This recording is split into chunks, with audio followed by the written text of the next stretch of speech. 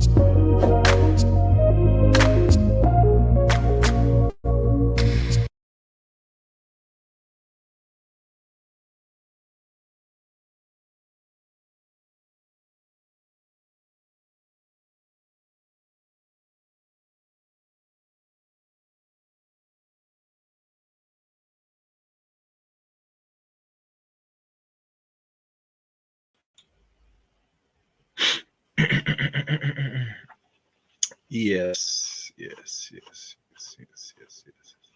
Yes. Welcome. Welcome, everybody.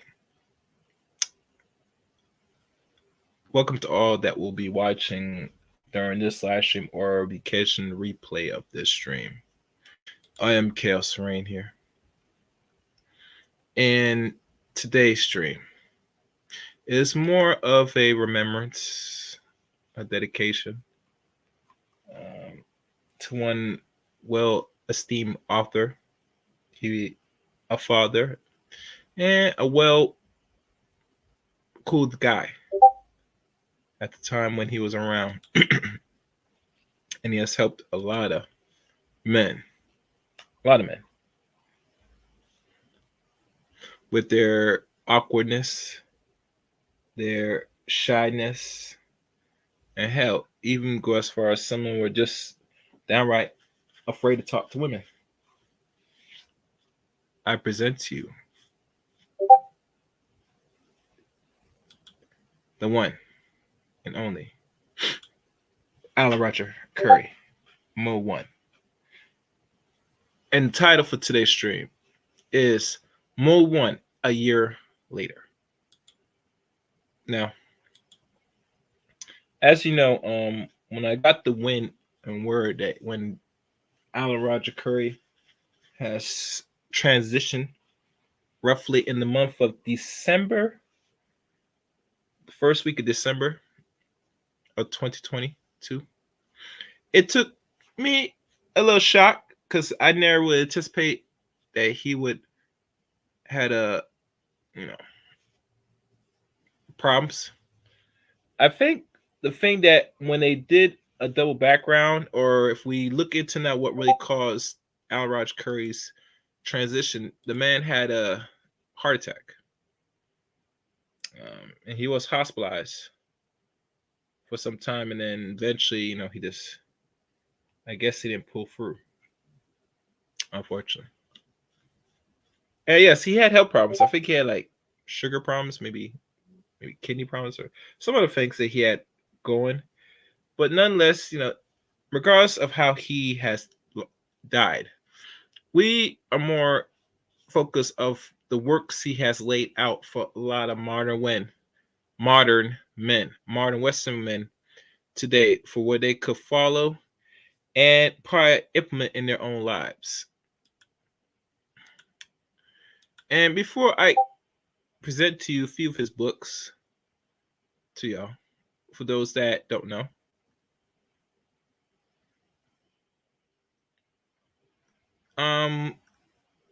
and I never did really.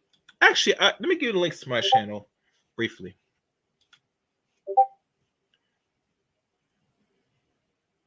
To follow Chaos Rain are the following. You can follow me on Twitter at Chaos Rain 7. You can add me a friend on Facebook, Eric Ray on Facebook. You can follow me on Rumble, CRain23 on Rumble. And also you could become a member of the Chaos Rain channel as well. So those are my little short links. So now what I'm going to do, because I had to look through some of his old work,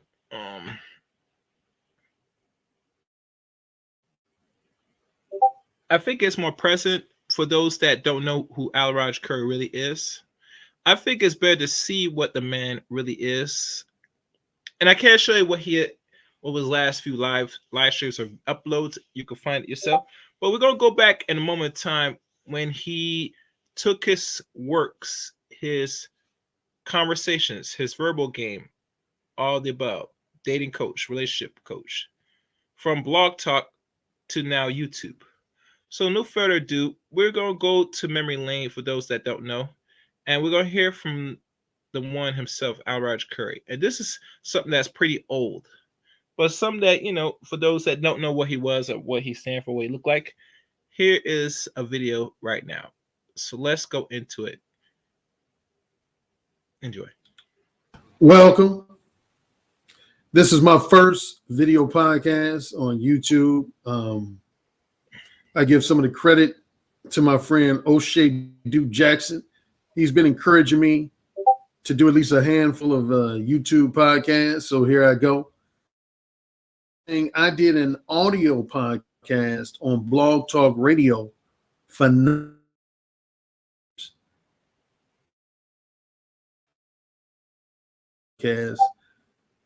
but I want to say this is my first attempt at doing. Now, that's not familiar. Blog Talk Radio did not really start to establish until 2006. At that time, I believe Allan Roger started doing content on Blog Talk in 2007. Because, as you know, when he started to shift from the Blog Talk Radio side into video podcasting, which is YouTube, that was not until the middle of the spring of 2017.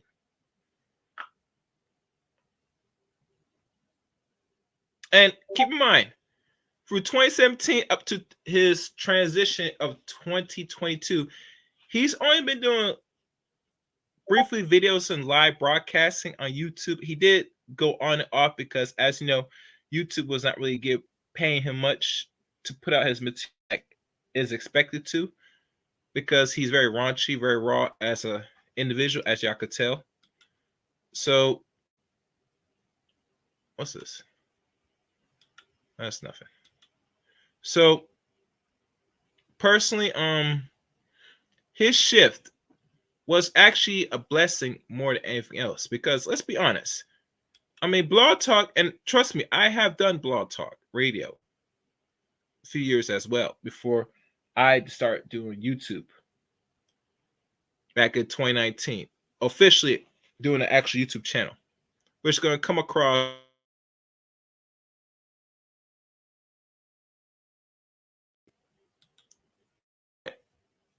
atmosphere when you jump from podcasting to another platform that is more video orientated.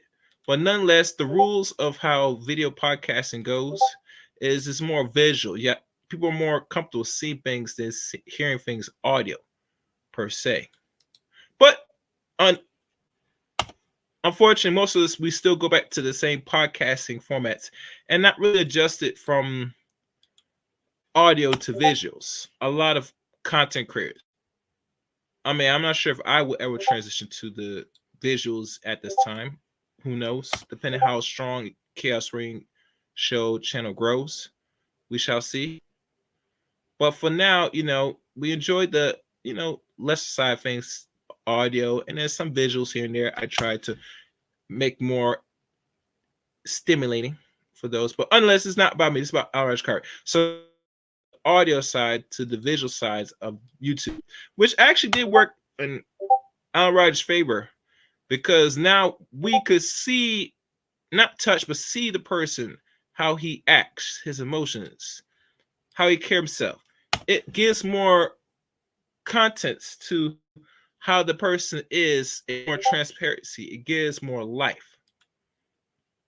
When we see our favorite radio podcasters transition from one platform to the other, it gives more clarity, So that's the, and like I said, OJ2 is a great person. He helped bring in a lot of people around the space to really exude their talents and their skills for the masses. So let's keep listening in and listen more of Allan Roger Currie's background. Doing a live video podcast on YouTube, first ever. Now, I've done video interviews on YouTube before, but they were always either pre-recorded, or if they were live, they were on someone else's channel other than my own. So this is my first live video podcast on my own channel. And if anybody's watching, welcome. I didn't tell anybody ahead of time, so I might not have any viewers or listeners, but here we go. This is not going to be long. More than likely, it's going to last maybe about 20 minutes. And then I'm going to be done with it. I only have things to say. For the most part, this is just a test to see how much I like it. see if it would be something I'll be interested in doing in the near or distant future. I have a lot of friends and acquaintances who have their own popular channels. To name a few, I mentioned one, Duke Jackson. I did a couple video interviews with him in the last few weeks. I love that. Intelligent. He's very funny. Obsidian, the podcast. Obsidian is very outspoken. He's very thorough in his, and he just knows how to shred people to pieces with factual data. Angry Man is just a real brother. You know what I'm saying? I mean, he just got that street edge to him. He's just hardcore real, doesn't mince words, just lays it all out there. And he just got a lot of that fire. That fire. You know, in the NBA, they say Russell Westbrook has that fire, and that's what Angry Man has. Ron Wills, fellow author, who's actually mentioned in my first book, Mode 1. He's very thorough in his analysis of the dating and relationship scene in the 21st century. I love watching his YouTube podcast, as well as Black Gnostic Speaks. And there's a number of others I can name. There's a list that can go on, but those are just a few of the guys who have inspired me to take a dab at this YouTube video deal and see what's happening. Yeah, so as you know, he's shouting out a whole lot of people in the Black Master space that's still present today, you know, doing content as you know. The thing that stand out with Allan Roger Currie, he gone back to Google Hangout days.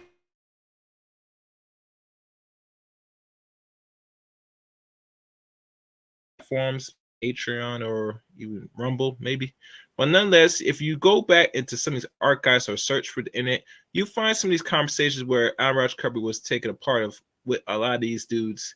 And, you know, they were expressing their frustrations, or let's be honest, they're not understanding of modern Western women, particularly Black women per se. And, you know, Allan Roger Currie, he doesn't really have a specific race that he would say that he does not say that was better than. From last time I checked, I mean, as you know, he is married to a Black woman, so he does like and respect Black women, you know. But Black women really don't give him much of a problem because he is that man. I lack a better word. So for those that don't know, I'm just saying. All right, let's keep going. A few things I want to talk about. Like I said, it's not going to be long, about 20 minutes.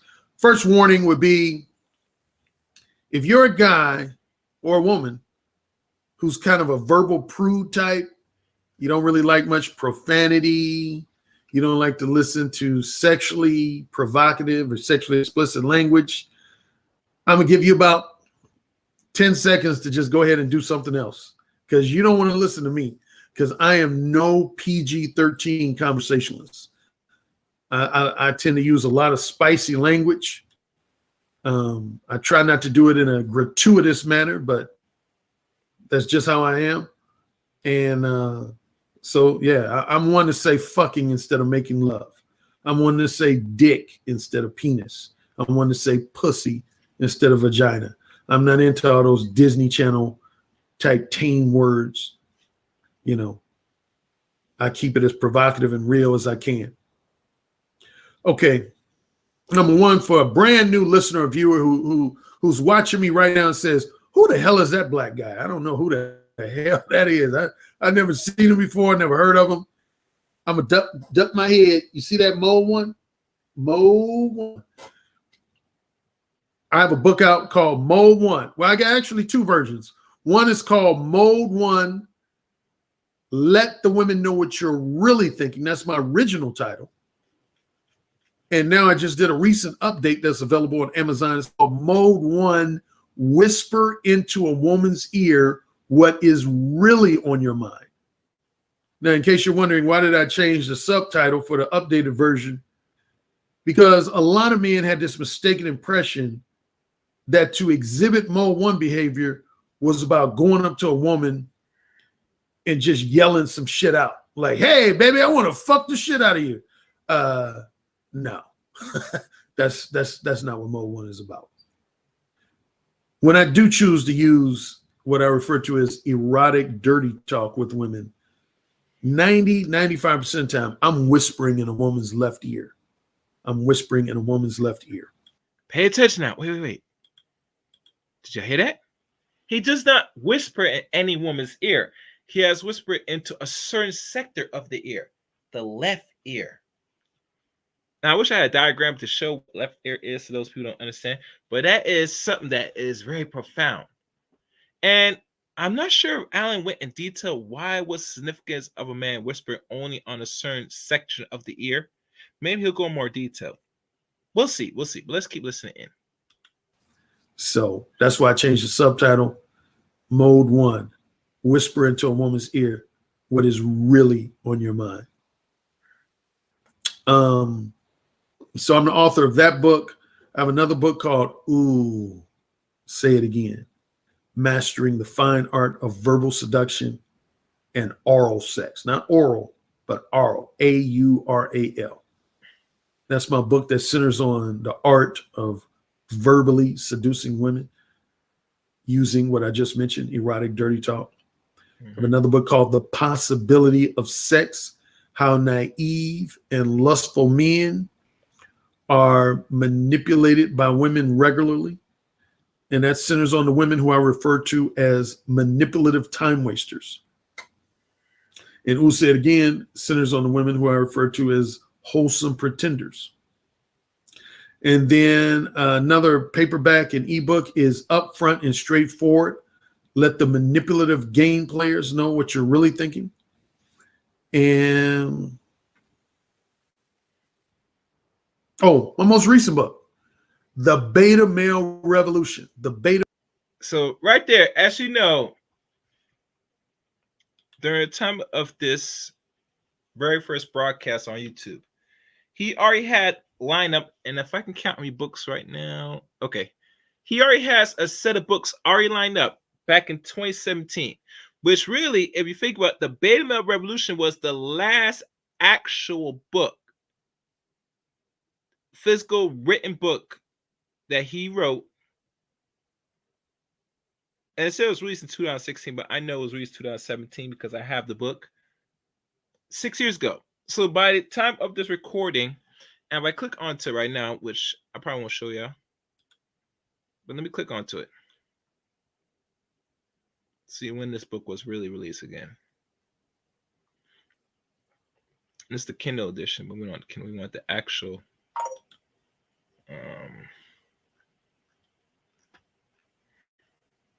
Oh, okay. Well, it said it was released in 2016. So this book right here is 7 years old. The actual publication. Now, the one I got probably was same press around that year, and I might pull the book when I let this recording continue playing. But this book is now 7 years old. Came out in June, and that was one of many few books done that he released. A different book, but all. Let me see how many books he wrote. Let me check. I think it's all 5 books. All one. Wait, no, that's not it. Sorry.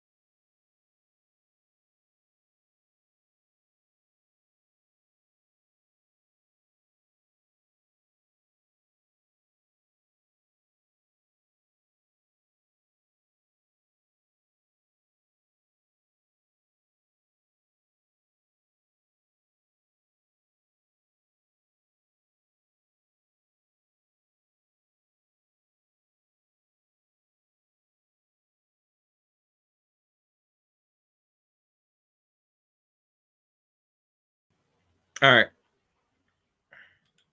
Let's continue the video. I'm going to have to probably fast forward this.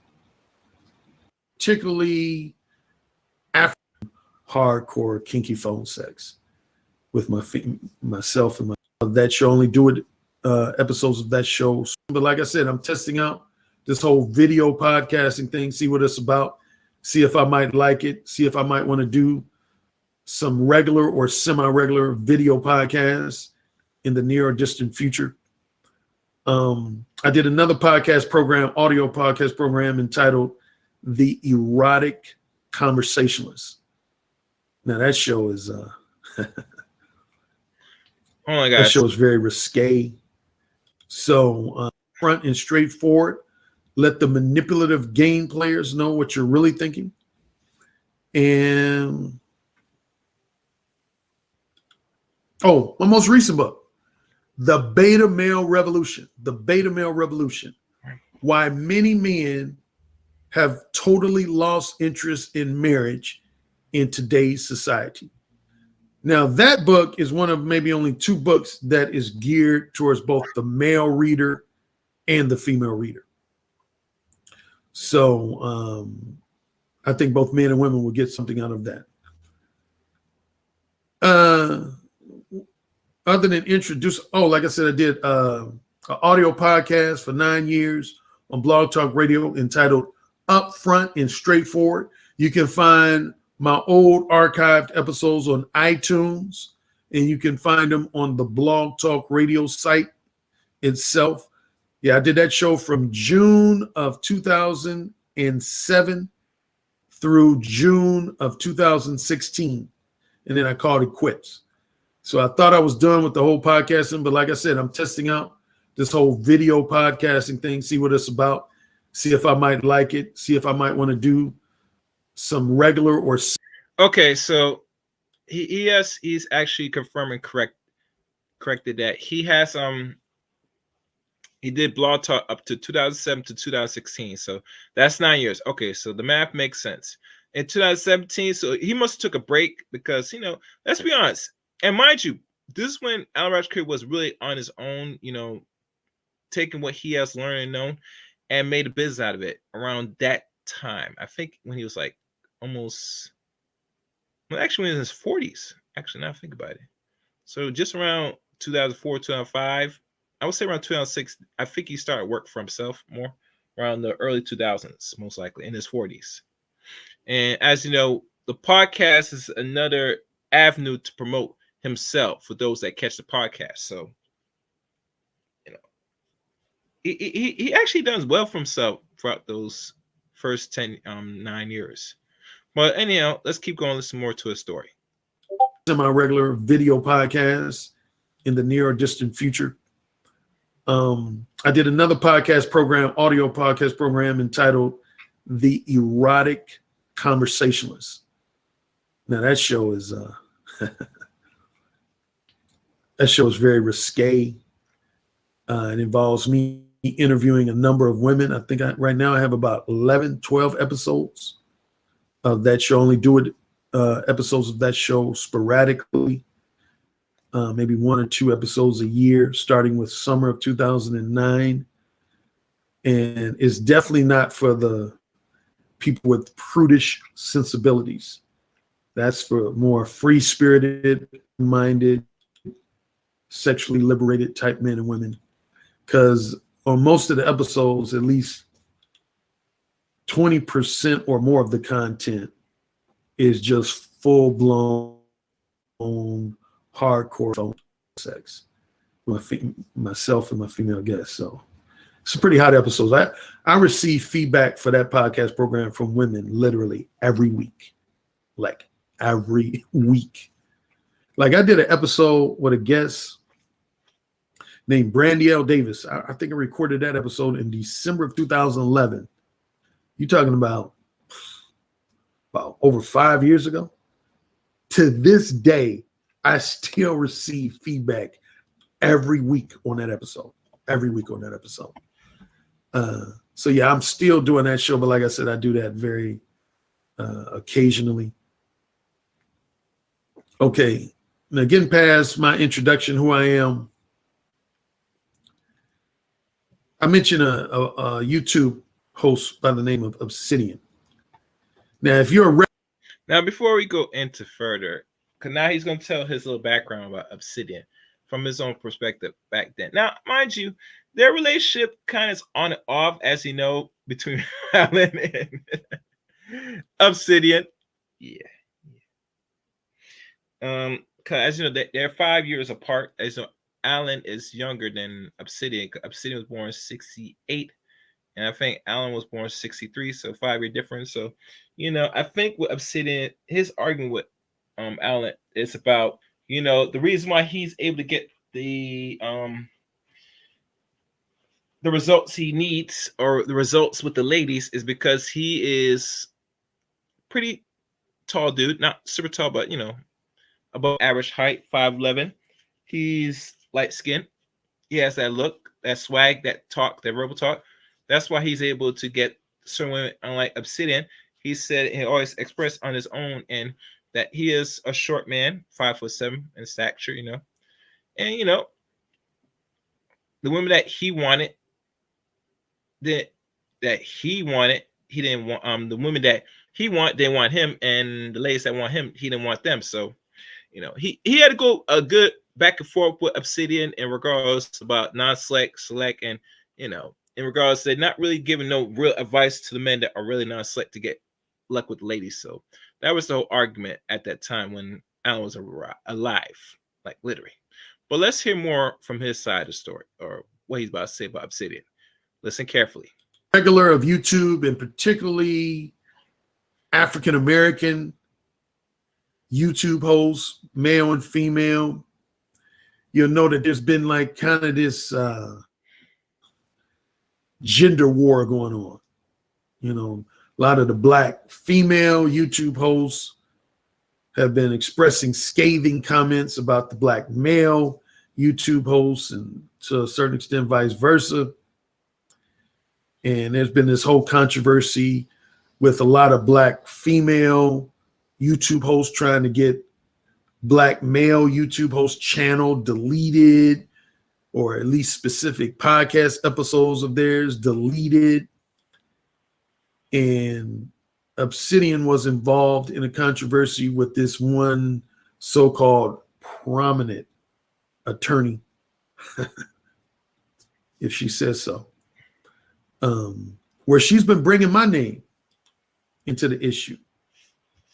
She's been bringing my name into the issue so much that I recently publicly announced that I was going to pursue potential legal action against her and this host named Crystalline Karazin for slandering my name and defaming my character.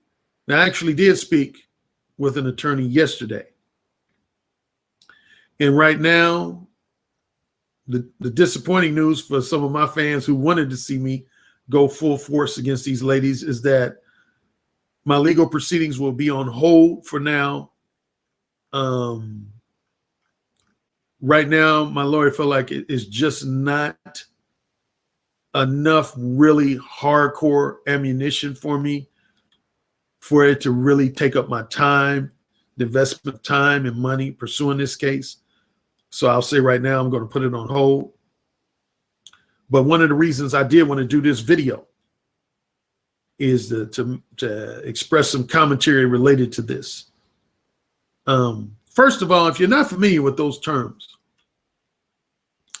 defamation of character, and there's two specific forms of defamation of character, and that would be slander and libel. Libel is the written form of defamation of character, and slander is the verbal form of defamation of character. What does it mean to slander someone's name or defame someone's character?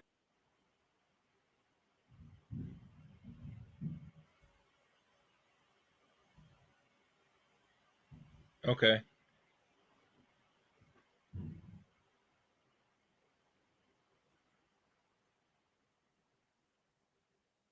All right. So like I was saying,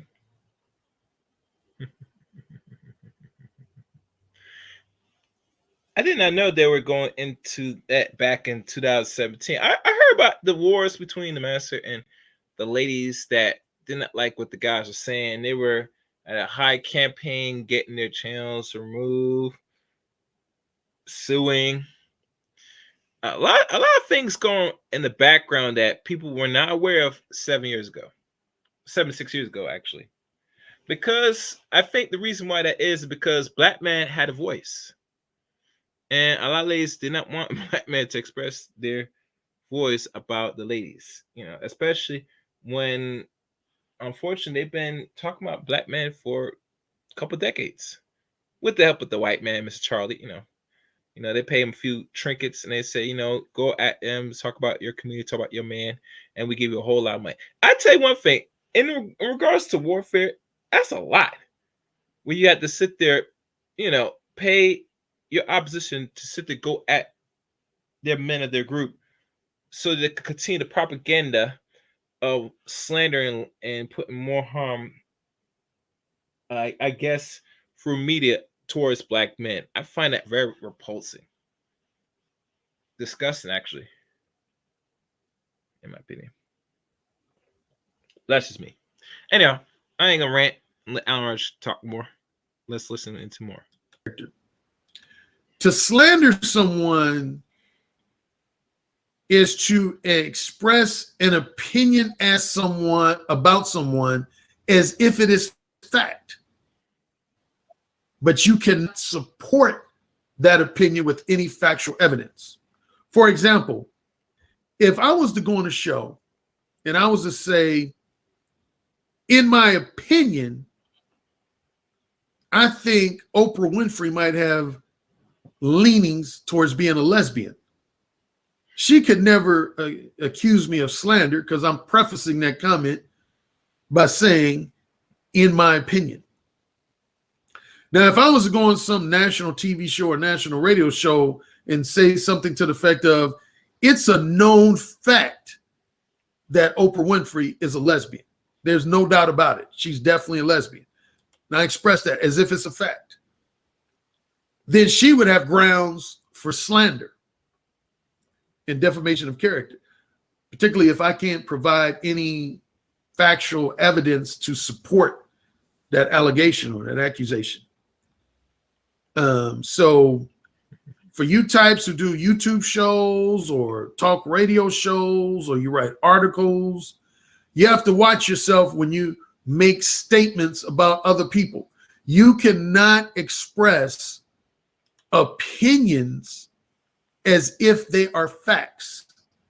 That's when you get into the territory of being able to be accused of slander and defamation of character or libel, again, if it's in written form, defamation of character. Like, for example, one of the statements that this so-called prominent attorney is that she said on her Facebook page, just flat out, Allan Roger Currie hates black women.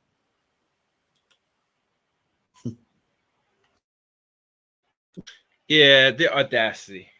The real audacity for them to say some dumb shit like that, man. Like, literally, man. I don't know where these people come off personally,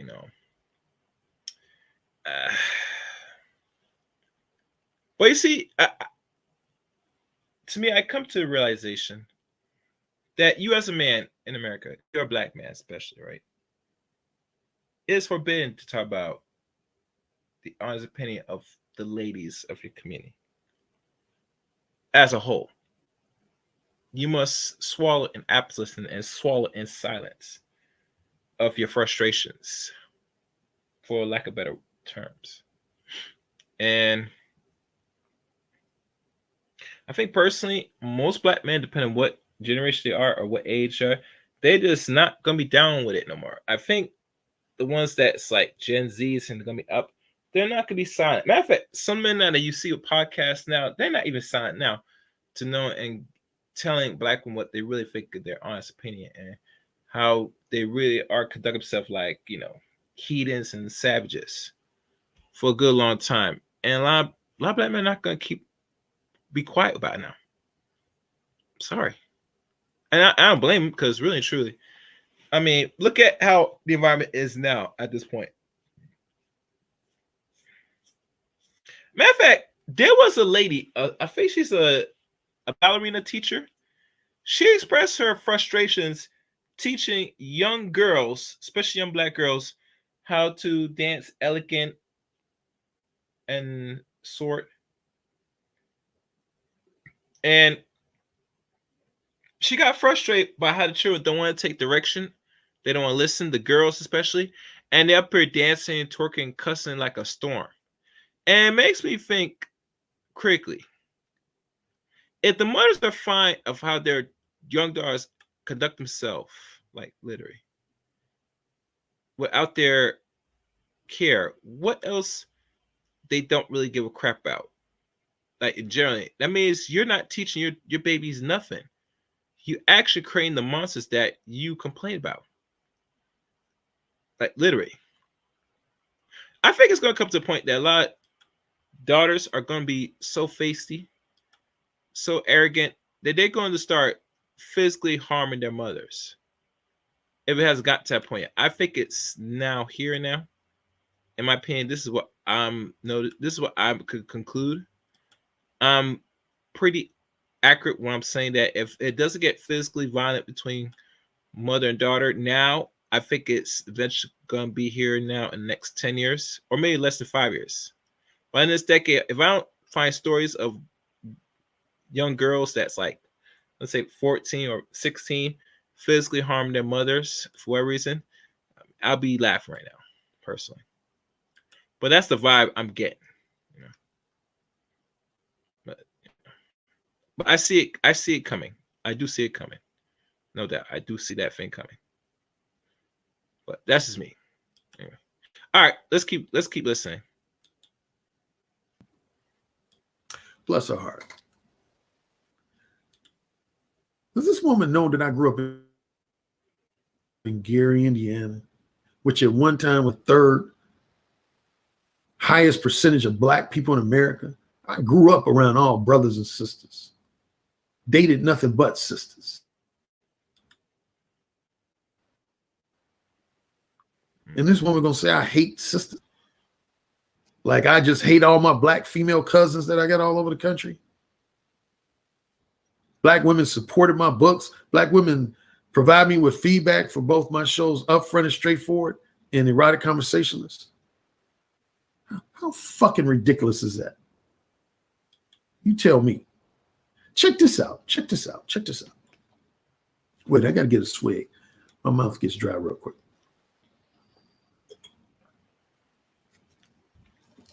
I'm getting free promo.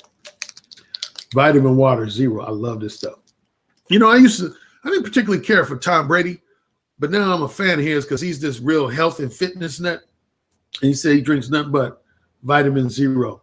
Love this stuff. It used to be peach Snapple, but peach Snapple ended up giving me type 2 diabetes. So I had to let that shit go. So this woman, this prominent attorney, she said, hey, black women, but check this out. I interviewed this woman on April 21st, 2011. And at the time I interviewed her, she was part of I had a Facebook group called the Female Listeners and Supporters of Allan Roger Currie. Had about 600 women in the group at its highest number. Of those 600 women, I would say at least 85% of those women were black women, including this prominent attorney who's in my late mother's sorority.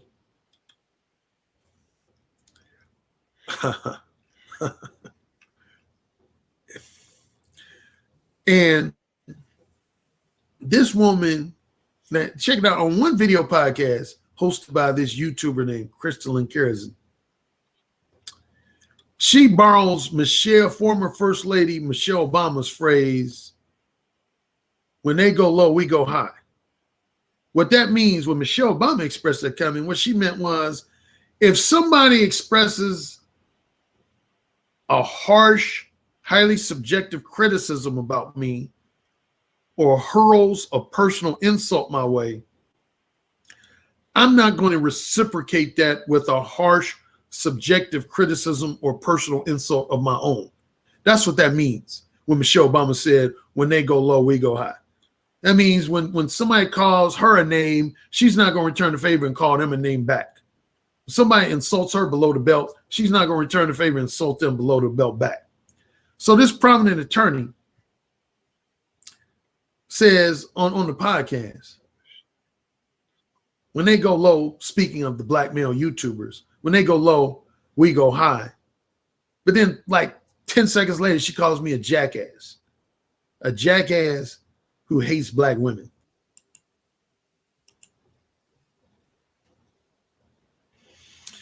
So then in the second podcast,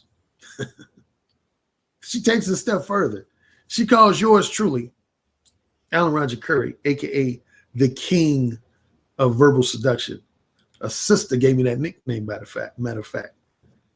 She refers to me as sleazy, carnal, a horrible person.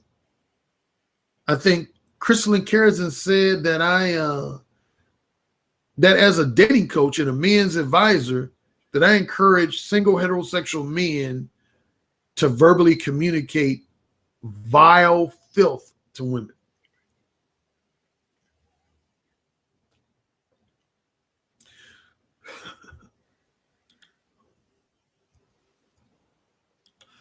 You just got to pray for these sisters. You know, I ain't the most religious person, but you got to pray for these sisters because they're lost. They're lost. Let me break something down to you women watching this video right now. Fellas, you can go take a break and get something to drink and get something to eat because I just want to talk to some of the ladies right now. Okay.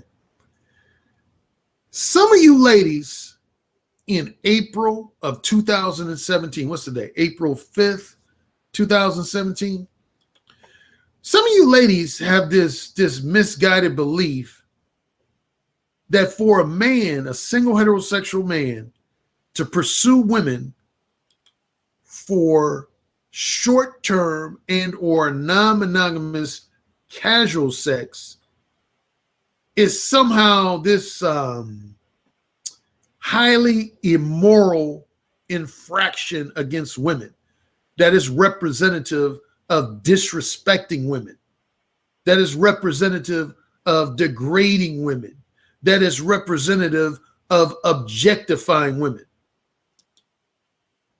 O'Shea Duke Jackson, if you listening, I'm going to borrow your statement, man. Calypso organ, because I'm getting ready to preach right now. I'm getting ready to preach, ladies, so listen up. Check this out. Check this out. Check this out. In the 19th century, in the first 4 to 5 decades of the 20th century, for a woman to even think about having sex with a man that was not her husband was at bare minimum considered terribly improper. In some households, the thought of it was considered disgusting. Okay? Make a mental note of that, ladies. See, about 100 years ago from right now, if you even thought about having sex with a man that was not your husband, that was considered at bare minimum socially improper and at maximum disgusting and immoral. That's what it was considered. It was expected of every woman in American society that she would be a virgin at the time that she was married. But unfortunately, my good friend, Mr. Curry, those days have gone and left us. I think the last remnants for anybody that was what they consider virgin before they got married, I think that was in the early 50s, I think. I give it to up to 1960 at best. Because as you know, feminism didn't really, and I don't like using the word feminism, but we're going to go there. Once they start bringing out the sexual revolution of women, all that virginity and all that nonsense went out the window, personally. I think one good book talks about sexual nature. I think it's by Kinsley, yes, by Kinsley. He's the one that wrote about, and mind you, he did studies on human mating sexuality for the first, I think, 10 years, since 1953 up to, no, actually, it was in the late 40s to the early 50s. And he did his own research. And mind you, Kinsey was a weirdo. Let's keep it real. Another weirdo that did his own studies, and with his own studies, which, certain systems and certain people that were higher powers were going to implement, they were going to drive and flood the Western world with more sex. And how you do that? You create an avenue for women to be more promiscuous, meaning sex revolution, bras burning. What I'm talking about. That was the start of anything of a virginity or proclivity of keeping hold of what they call chastity at that time. What link you want me to drop, Simon? Oh, what's good, D Darrell? Oh, you know what I'm gonna do? Since I'm getting more people on here, I will drop links. I'll drop the call link. I think this is a special day. All right, call link.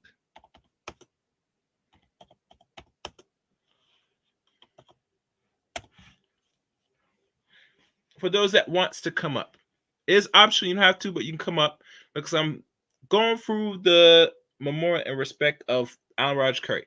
So let's continue on listening to this tape. Let me repeat that. For pretty much the entire 19th century and the first 4 to 5 decades of the 20th century, it was pretty much expected that a woman remain a virgin until her wedding night.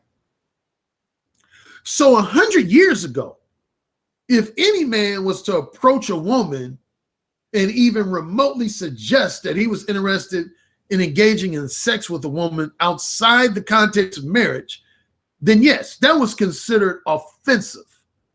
That was considered insulting. That was considered disrespectful. That was considered degrading. So all those accusations that women of today throw around at men, 100 years ago, those accusations and criticisms were valid because women weren't fucking before they got married. There was a small percentage that were, and those women were quickly labeled sluts, whores, tramps, harlots, and any other disparaging label that men and women could think of. So you would bring shame to your family if you're a woman and you decided to engage in sex before you were married for the first time or just generally outside the context of marriage. You were considered the lowest of low as far as women were concerned. Okay? You got that? Get it, got it good. All right. Simon, what's good, brother? Can you hear me? Yeah, what's up? Oh, what's good? What's good? As you know, this is a special stream, dedication a year since Allan Roger Currie has left it. This actually marks the year. I don't know much about. I don't know much about him. So, okay. But I don't really agree with what he's saying at all. And what you don't agree with, if you could elaborate in detail. Like men get involved with women, and they have their own perception, based on their own anecdotal sort of McDonald ideology on what their personal situation was. So you take a woman, you get with a woman, you're like, yo, that's all women. Nah, that's not the fact, man. That's just not how it works. Do you get what I mean? And what happens is we hear this in the news, we hear this on social media, people having like bad relationships. Yeah, and it's totally just based on the fact of where they came from and what they experienced negatively. Mm-hmm. But on the other end, there's a positive there's a positive spectrum. I've never really had like a real negative situation go down. I've had like women like phasing out on me, Mm. but then it's like you need to figure that shit out as a man and make sure that whatever is contained within your structure allows you to move on. But to go onto social media and start spouting some bullshit about like this is I'm in my feelings and all the rest of it. I don't really get that shit. I appreciate you, sir. Salute. Absolutely. Wait, one guy wrote here. Wait says, wait till it happens. Laughing out loud. I don't know if that question is directly to you, Simon, but Andrea, 16. Nothing's gonna happen, man. Okay. Nothing's gonna happen. Okay. Okay. All right. All right. Well, thank you for for your expression. All right, let's continue listening on to more Allan Roger Currie. Okay, check this out. Check this out. Check this out. Then, starting with, I want to say roughly the end of World War II, all the way up until the early 60s. Guess who not only protested for equal employment opportunities? Guess who not only protested for equal salary earning opportunities, but on a more personal and social level, guess who it was that protested? Wait. I think Andre. Can I answer? Yeah, can I answer Are you Andre's? married, Simon, or what's your longest relationship? This guy asked you a Yeah, question. yeah. So my longest relationship was 14 years. Um, Okay, excellent. so you know, and we're still continuing. So I don't even know if I'm not in a relationship or not. So I could like drag the bar to about 20. Mm-hmm. Mm-hmm. Okay. Well, Andre, I put the chat room link, call link. If you want to come up and have more questions or join the dialogue, it's up to you, Yeah, brother. Andre, come up, man. Okay, mine was 12. Oh, okay. That's long. All right. But I dropped the call link, so if you want to have a more lengthier discussion, you can come up. I'll still read it from the chat room, but links drop for anybody to come up. Let's keep listening. For the opportunity to be able to have sex with whoever they wanted to, regardless of whether they were married to that person or not.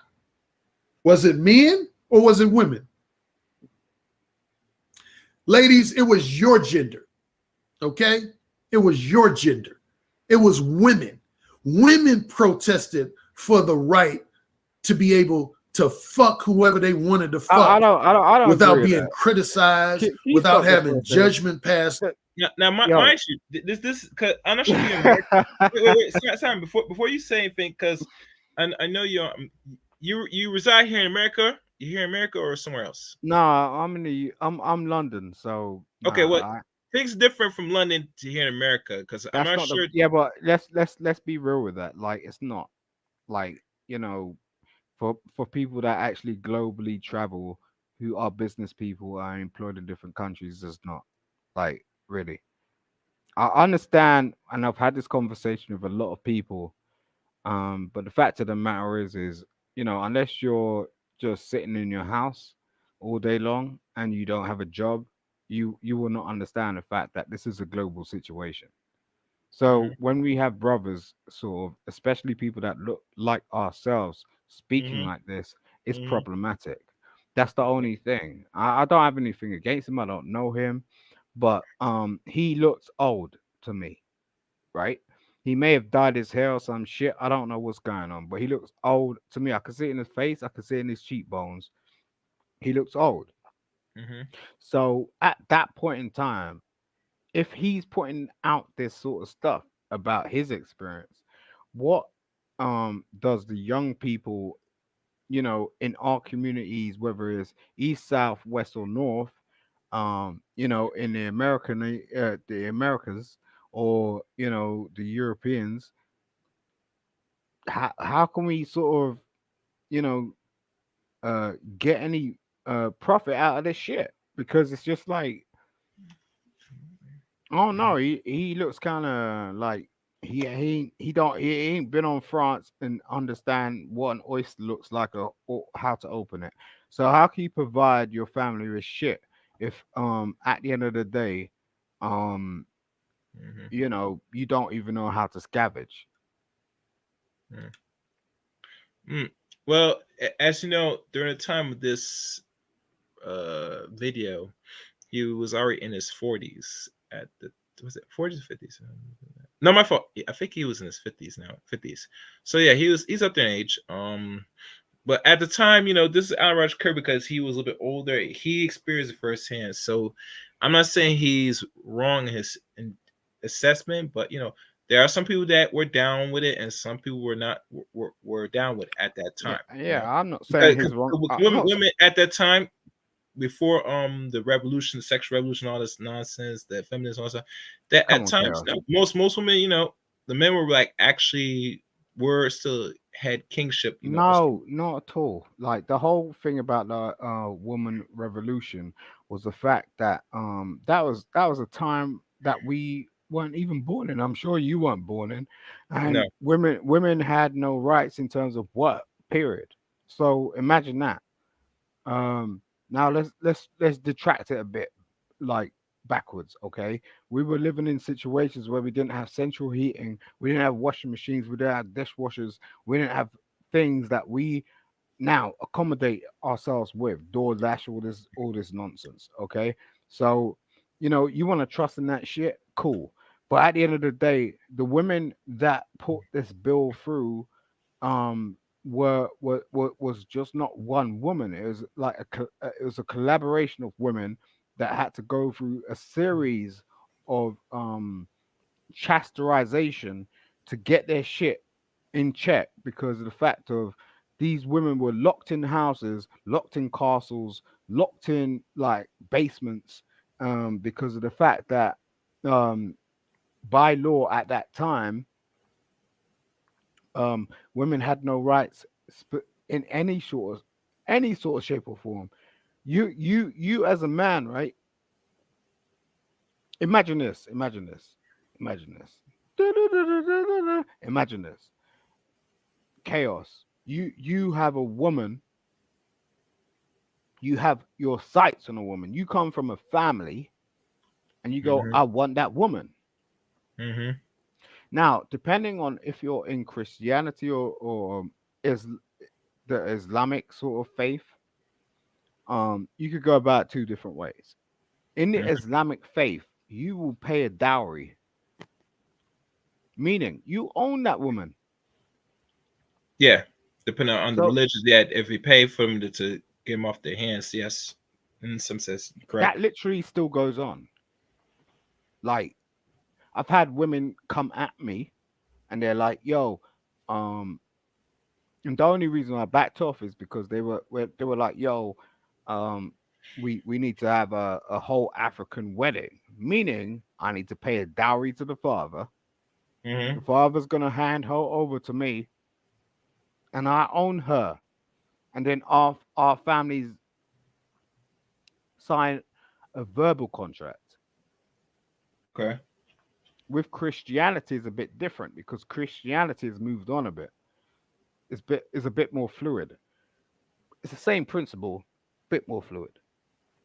Mm. Because as a man, you do want to go to the woman that you choose, go to their father and go, "Yo, I want to marry your daughter." Most people don't do that shit nowadays. So Christianity has become like candy floss. It's almost like you want to taste this shit. Do you know how sweet it is? Is it too sour? How did you make it? It's gone to another thing.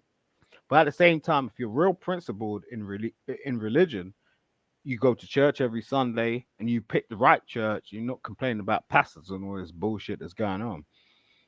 You understand that that's just something that will mean something for you in future generations and your children.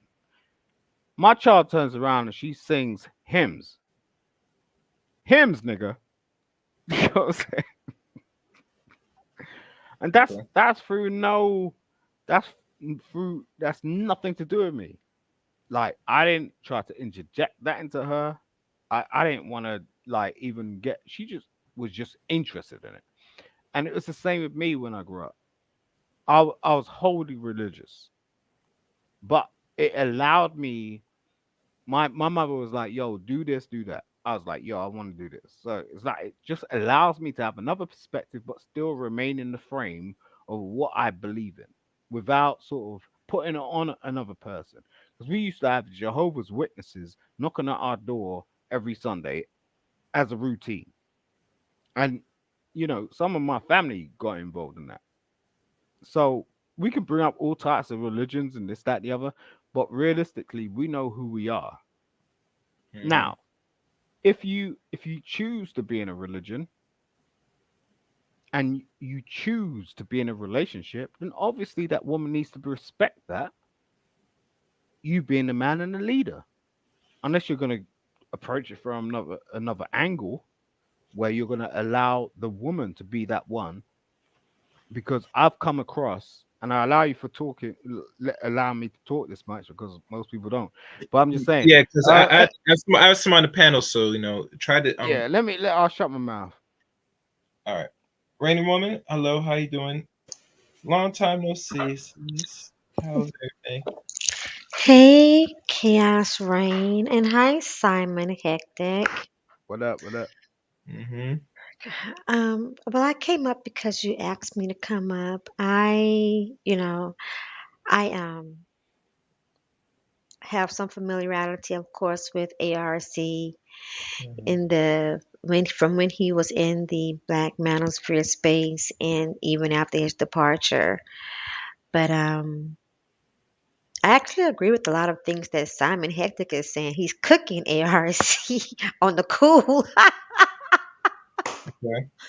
But I Salute, actually sister. agree with a lot of things that Simon Hectic is saying. Okay. Okay. Oh, that's good. Well, let me keep running this because I want to go for how many more time on his tape? Oh, he has like another 20 minutes. So let me listen more to ARC. Okay. All right, guys. On them without having their love lives and sex lives scrutinized publicly. It was women who protested for that.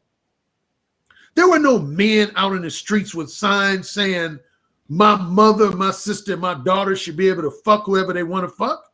Show me a photograph of that. Show me a video of that. You see, Of a that's where it's wrong. heterosexual man walking around with a big sign that said, I want my mother, sister, and daughter to be able to have sex with whoever they want to have sex with, regardless of if a ring is on their finger or not. No Yeah, he's man wrong. ever did that. Yeah, they did. It was women who were protesting for the right to have casual sex without people, again, criticizing them, passing judgment on them, and scrutinize them in a public manner. Okay, you get that? Get it, got it good. So women wanted to be more comfortable. They wanted to feel free to have sex with a man, regardless of if that man, the husband, fiance, long-term boyfriend, or a guy they just met 2 days ago. Be it, well, number one, legally they already had their rights. So let me make that clear. It wasn't like premarital sex or casual sex was illegal prior to the 1960s.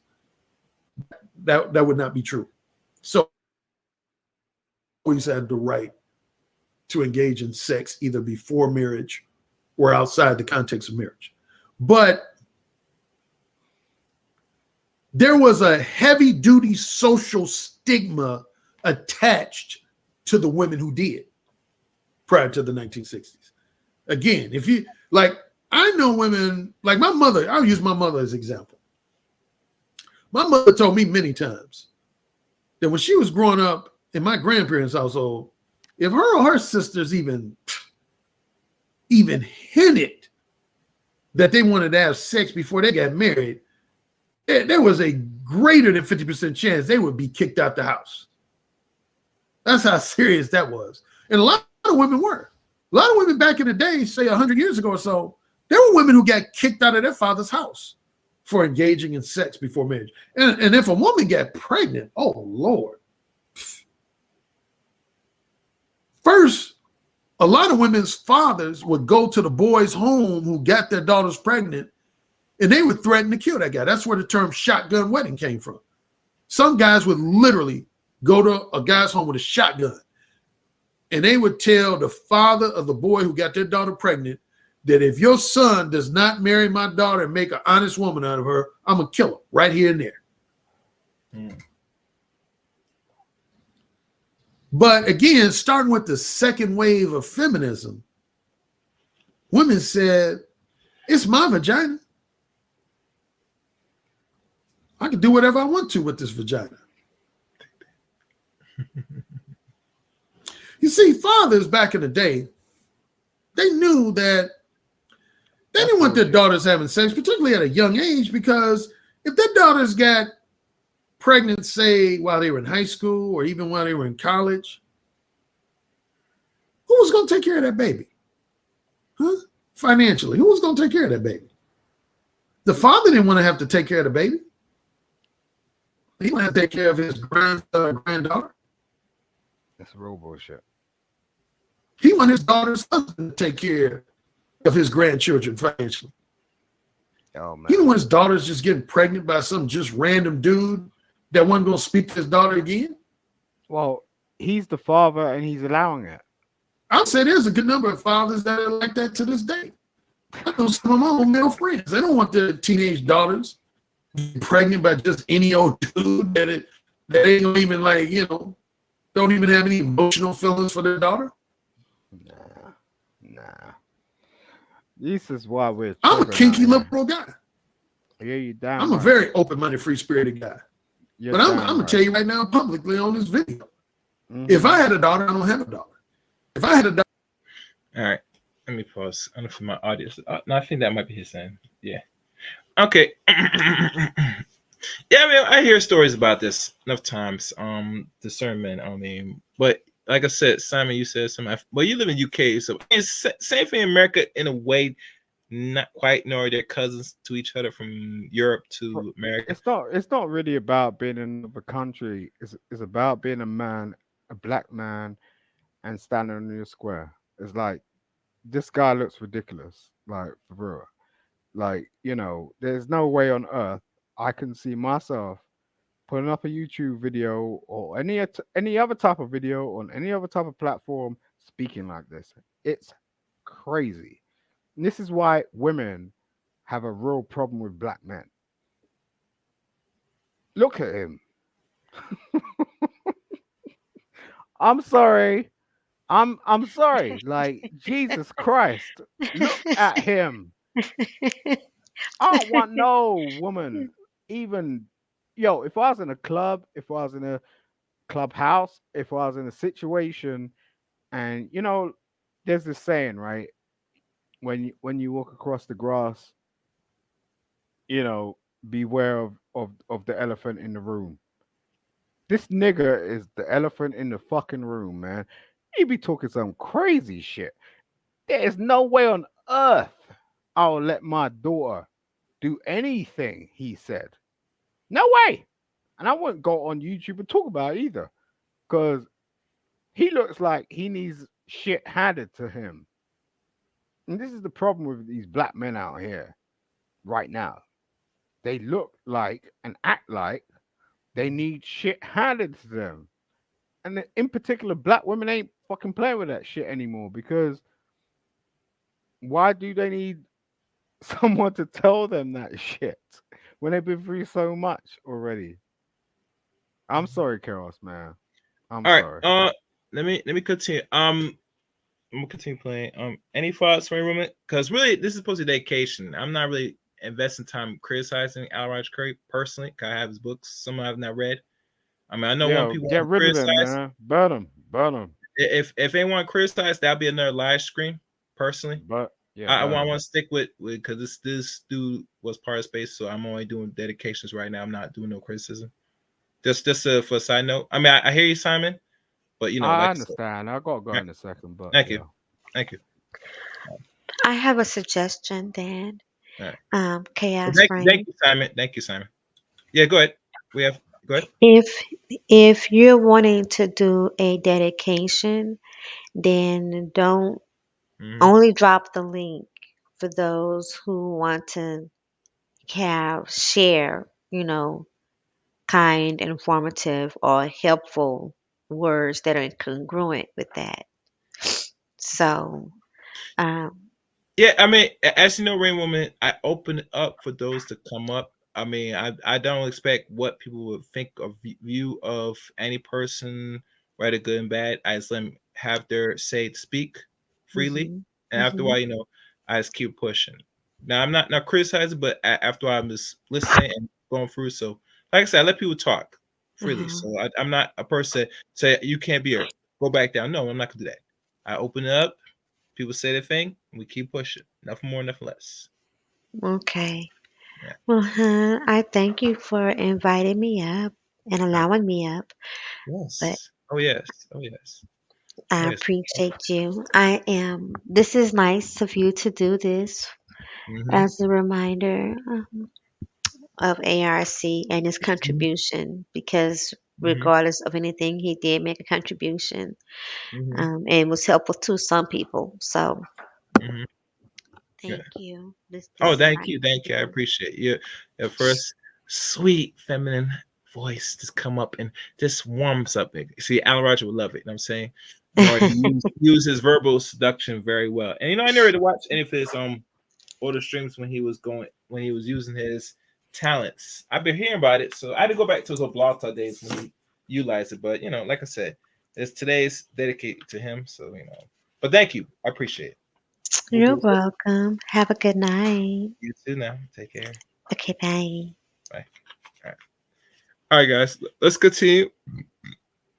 Yeah, I hear you, Andre. Yeah. All right, let's keep listening. I would not want my daughter having sex, ideally, until she was married. Now, if she told me she was to have sex before marriage, I would be realistic enough to accept it, and I would talk it over with her, make sure that she's, a responsible young lady. But ideally, if I was her daughter, if I was her father, I would not want my daughter having sex with just some random dude, given that there's a potential for her to get pregnant. Now, the good thing is that in today's society, there's so many birth control methods, condoms, birth control pill, whatever else, after the day after pill. A lot of pregnancies can be avoided much more than, say, 100 years ago. But anyway, women did not have the freedoms that they do now. So that's why it was heavily suggested by any woman's mother, father, or both that they remain a virgin until they get married. And secondly, it was thought that no man would want to marry a woman who was not a virgin on her wedding day. Again, nowadays, Kim Kardashian, she made a sex video and she's been married like 2 or 3 times. But 100 years ago, in my mother's generation, my grandmother's generation, it was believed that no man would want to marry a woman if she already lost her virginity. But anyway, I don't want to digress too much. My point was this. You have women today who criticize men who pursue women for casual sex, but yet you all open the door for it. Women open the door for casual sex. Again, men did not protest for casual sex. Most men in society, we were fine with women. All right, before I continue, I want to make sure that it's not just the audio side that's acting up here. I think it's buffing a little bit. I could be wrong, but let me just re-upload the video to make sure that's not the case. So make sure y'all guys like the stream, share the stream as I upload it back in. Hold on a minute. Women open the door for casual sex. Again, men did not protest for casual sex. Most men in society, we were fine with women only being willing to have sex with someone who was their husband. Not too many men were against that idea. But women had a problem with that. They said, why should I only be limited to being able to have sex with a man who was my husband? Women said, I want to be able to have sex with another woman if I want to. I want to be able to have sex with a man that I have no intentions of marrying if I want to. I want to be able to have sex with 2 or 3 men at the same time if I want to. I want to be able to have sex with a man within 20 to 30 minutes after I met him if I want to. And society says, sure, go ahead. And now, you women, a lot of you women, I would never say, I don't feel like inserting these disclaimers. You know, I have this thing. Rarely when I criticize some aspect of women's behavior, am I talking about every woman on planet Earth. As my friend Obsidian says, if it don't apply, let it fly. You know, there's another adage that if you throw rocks and stones in a pack of dogs, the ones who get hit are the ones who are going to bark and holler. So in other words, if any of my criticisms about women does not apply to you and your behavior, then let it just slide off your shoulders.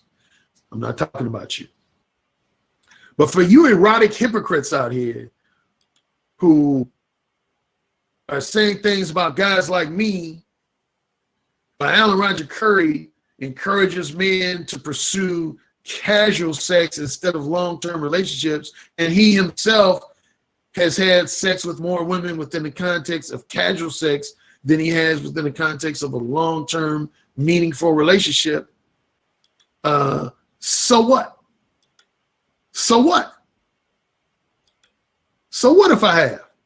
And so what if any other man has? Now, to clarify, in my books, Mode 1 and my other books, I do not specifically just encourage men to pursue women for casual sex. I encourage men to be upfront, specific, and straightforward about all of their desires, interests, and intentions. I encourage men to be upfront, specific, and straightforward about all of their desires, interests, and intentions. Whether upfront, specific, and straightforward about all of their desires, interests, and intentions.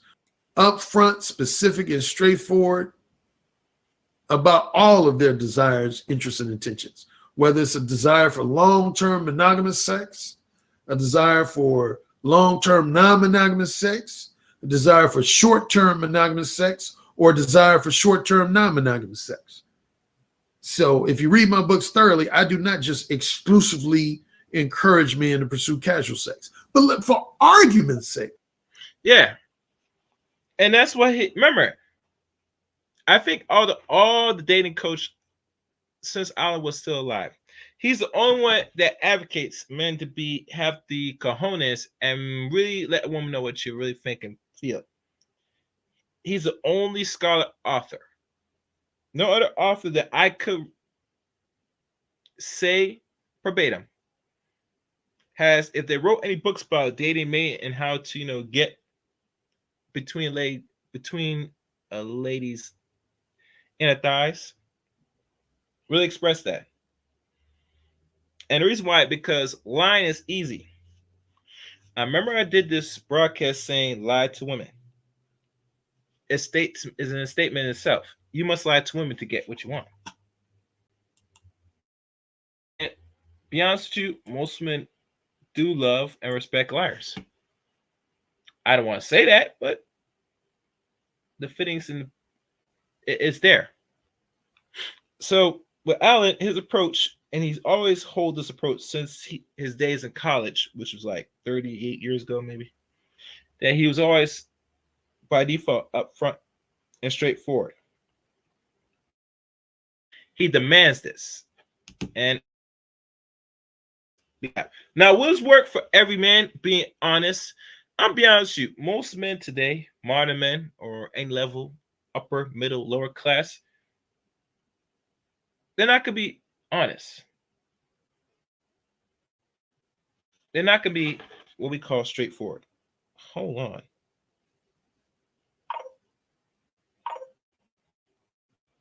They're not gonna do it.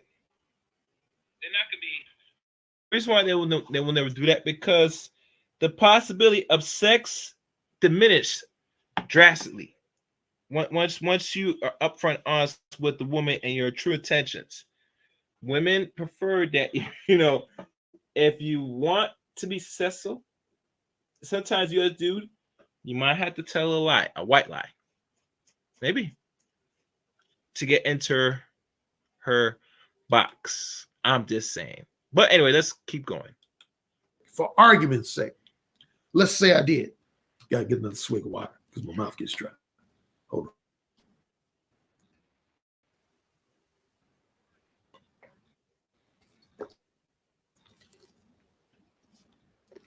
This is strawberry.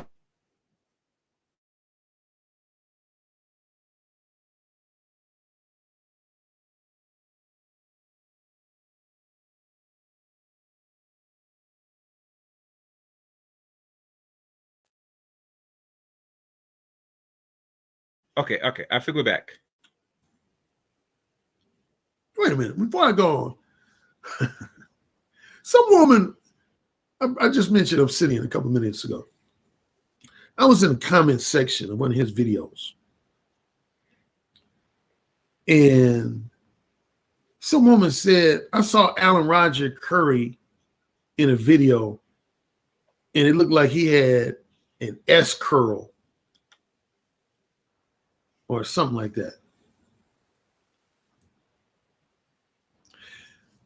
Obviously, this woman has never seen a picture of my father. Because my father, everybody who knew my father knows, my father had like what's known as white boy curly hair. So my hair has always been a mixture of my mother's hair and my father's hair. Okay. So I think I read this chart about a year ago. It said everybody has one of 12 grades of hair. It's 1A, 1B, 1C, 2A, 2B, 2C, 3A, 3B, 3C, and 4A, 4B, 4C. 1A means your hair is like just straight, like straight as can be. That's 1A. 1B and 1C are close to that. 2A, 2B, 2C, that means your hair is more so wavy. It's wavy. 3A, 3B, 3C means your hair is curly.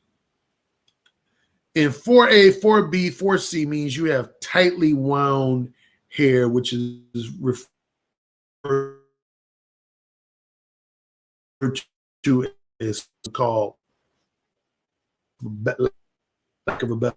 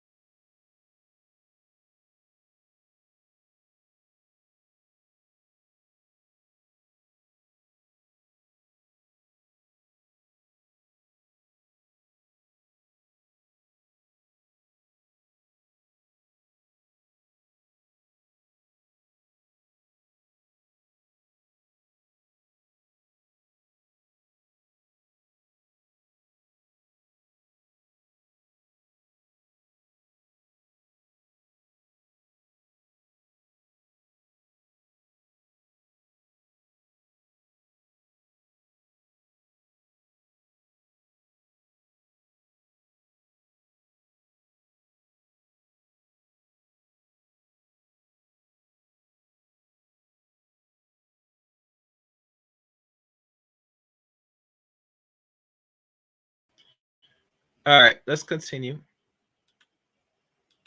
I'm hoping to wrap this video up soon because for some reason I'm having issues. I did say when I was in my 20s. That's simply because I had more hair. But never use no fucking S curl.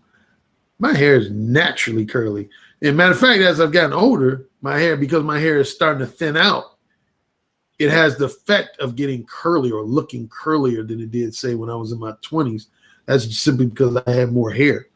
But now that I have less hair, it's thinning out. It looks curlier. But so anyway, all that to say, no, I've never, ever, ever, ever, ever, ever, ever, ever, ever, ever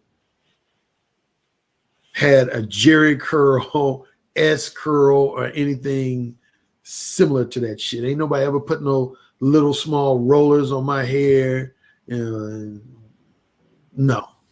not this brother. So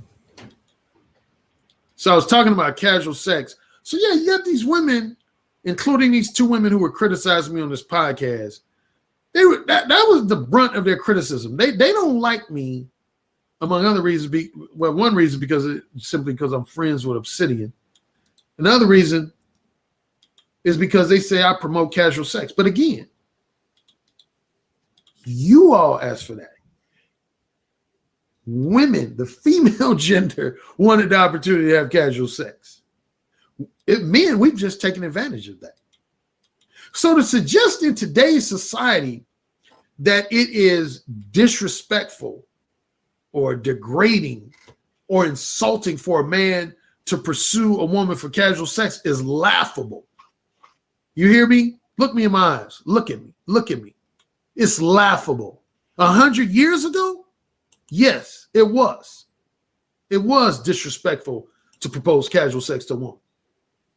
Because hardly any of the women were fucking before they got married. So yeah, it was disrespectful. In today's society, everybody's fucking before marriage. 9 out of every 10 women in society is fucking before they get married. Yeah, that's true. This is actually a fact. Nowadays, I mean, and maybe the religion will help, but let's be honest. No, religion don't really help stop these women, engage in certain things, I think with Christianity, it's more open, it's more freer. I mean, some people say you can't judge them, only God could judge them. This nonsense, but really, religion helps to keep certain fertility and chastity to a degree, but in the modern era we're in now, where they try to accelerate promiscuity and reckless sex, and even go as far as to have unwanted pregnancy, it is actually a norm of the land. And trust me, some dudes don't mind it. They don't mind at all that a lot of these women are simply loose because it gives them easy access, and that's just the honest truth. A lot of people don't know. I'm just saying. But let's keep listening because he's almost done. So how the fuck is it going to be disrespectful and degrading? Please explain that to me like I'm a 5th grader. Women are fucking in the 7th grade now. Oh, Girls damn. are fucking in 7th, 8th, 9th, 10th grade. Women are having orgies before they graduate from high school. Women having dick-sucking contests before they graduate from high school. And you suggesting to me that it's, and other men, that it's disrespectful for a man to proposition a woman for casual sex. Get the fuck out of here. What the fuck are you talking about? You need to wake up and get in modern day society. And that relates to my article I wrote for the Negro Manosphere. And this will be my last point, then I'm going to wrap up. I wrote an article that was published just this week on O'Shea Duke Jackson's. I love his site. It's called the Negro Manosphere. Check it out. NegroManosphere.com. I have about, I think at this point, 14 articles on that site. And there's a lot of authors on there. You got Ron Wales writes for this site. Donovan Sharp, who's well known in the Manosphere, writes for that site. O'Shea Duke Jackson himself writes for the site. Mumia Ali, aka Obsidian, writes for this site. There's a few other guys. I think Anthony Williams, Josh Stiletto, Steve the Dean Williams, one or two other guys write for this site. I love it. It's a great site. And it's not just for black male readers, because a lot of my white male followers have read my articles on that site. A lot of white females have read my articles on that site. Black females have read articles on that site. So even though it's called the Negro Manosphere, it has readers from both genders and from all races. Big kudos to O'Shea Duke Jackson for creating this website. But my most recent article was criticizing some of the women I've been criticizing in this video podcast, which is these women who want to simultaneously check this out. You have women in society who want to call themselves old-fashioned, respectable good girls, but they've been fucking.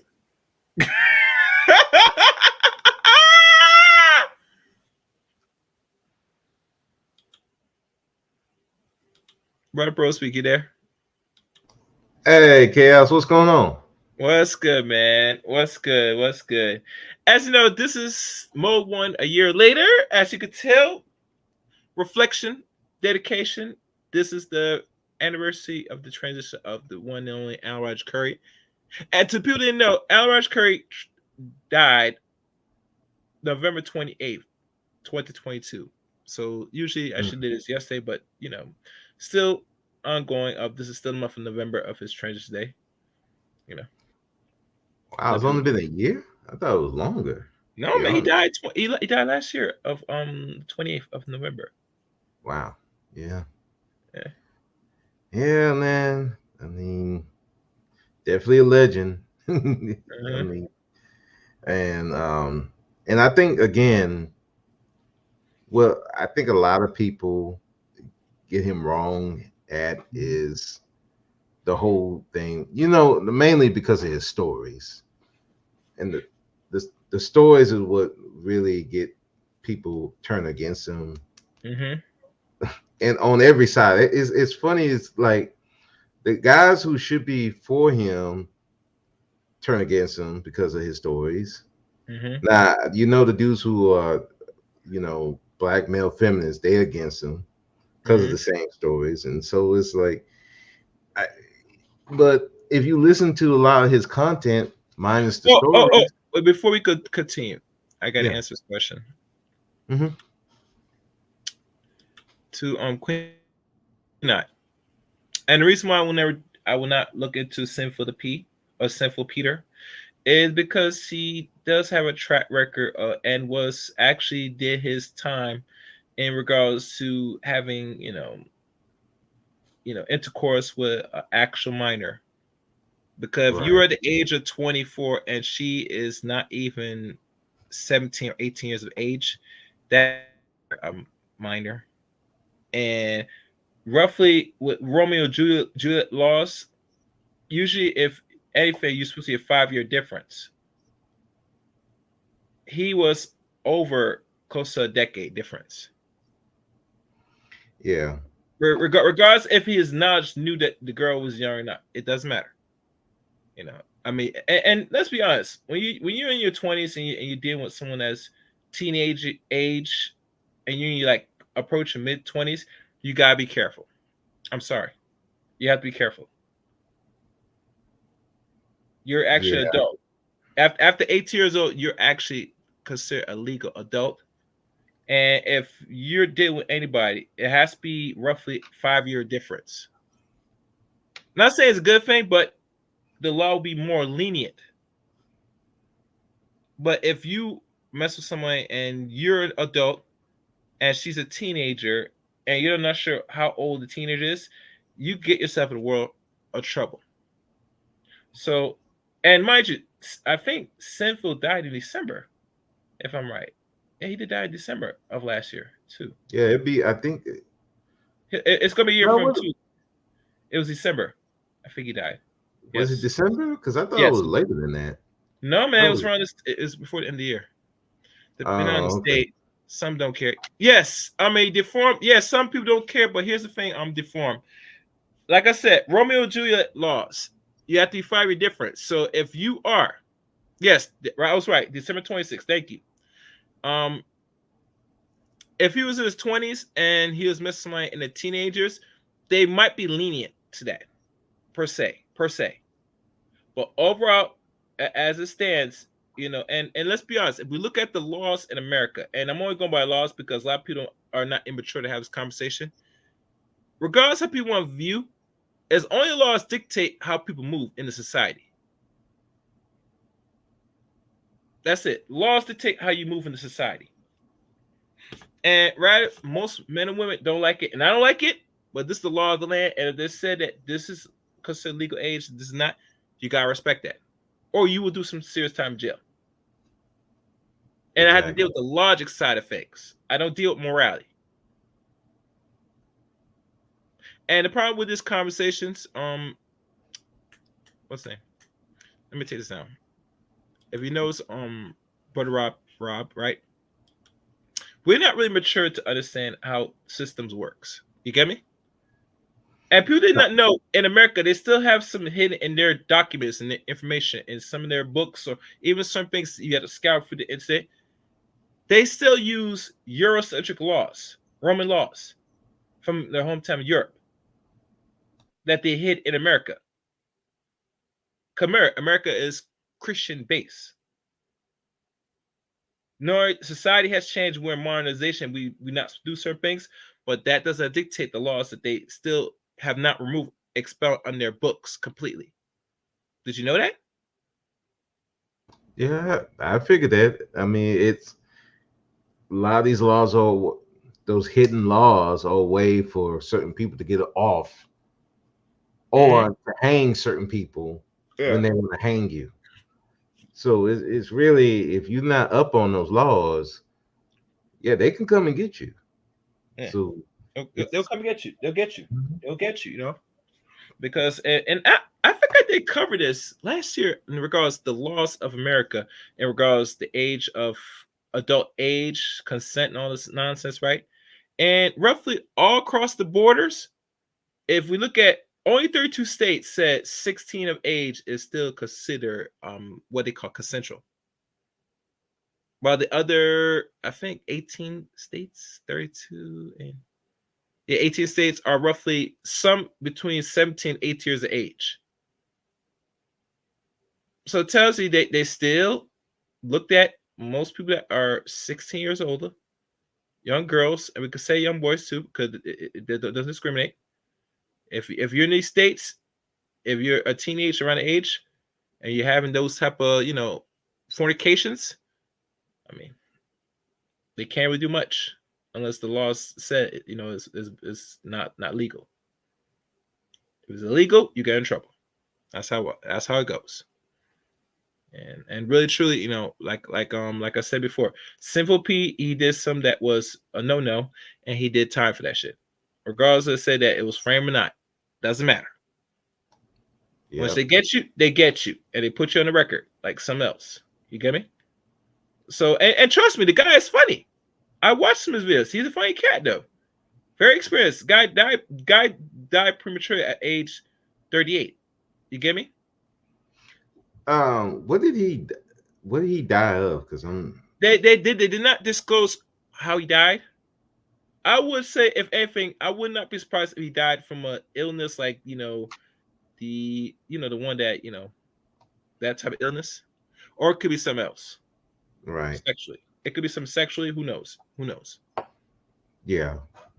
Wouldn't be surprised either way, but yeah. And that is true to the parents as well, has to be involved as well. From what I'm deformed, you're right about that. But let's be honest. Can you listen to Allan Roger Currie right now? And I don't know if I want to rewind what he just said. He said most young people nowadays are fucking. I know some stories of some girls, dependent, or even boys, where that depending, they're not even at high school. I think they're in elementary. I hear stories they're fucking. You get me? Yeah. So and it's kind of shocking. It's kind of new to me, But it did surprise me because if you look at the times we are now, that promiscuity and all this stuff is really been pushed as a norm fashion. Especially considering how they want to push this. They want to make pedophilia Yeah, legal. they want the weirdos like the ones that like sure to be legal. No, that's been a process that they've been initiating and they've been working on, and I'm always surprised that they made it actually legal now, because really that was been the talks back in 2019, 4 years ago. So they are in the discussion of making that no longer a punishable crime years Right. ago. So when we hear, and let me tell you something, and here's a disclaimer that people don't know: if they do legalize it, you will not know. I'm telling you right now, the American public will not know. You know why? Why? Because if they do, listen to me good. If they do, now it's gonna put a lot of pressure on a lot of parents, especially parents that's raising children by single parents. Now you have no choice. If your child gets, you know what, you're going to have to, see that person and make them see, you know what I'm saying? Oh, okay. I see. And if you don't, you are effed up parent. I'm just saying. Oh, and right, so in my school, people were smashed in elementary school, but I'm from Cali, so do the math. Yeah. But let me keep running this tape. Okay, check this out. If you go to a car dealership and you say, I'm in the market for a new car, when you say a new car, that means a car that has no miles driven on it. Now, if I'm a car salesman, I say, yeah, I got this new car for you. Now, it only has 15,000 miles on it. But other than that, it's a brand new car, is, tip-top condition. How are you going to look at me if I'm the car salesman? How are you going to look at me? You're going to look at me like I'm looking at you right now. Like,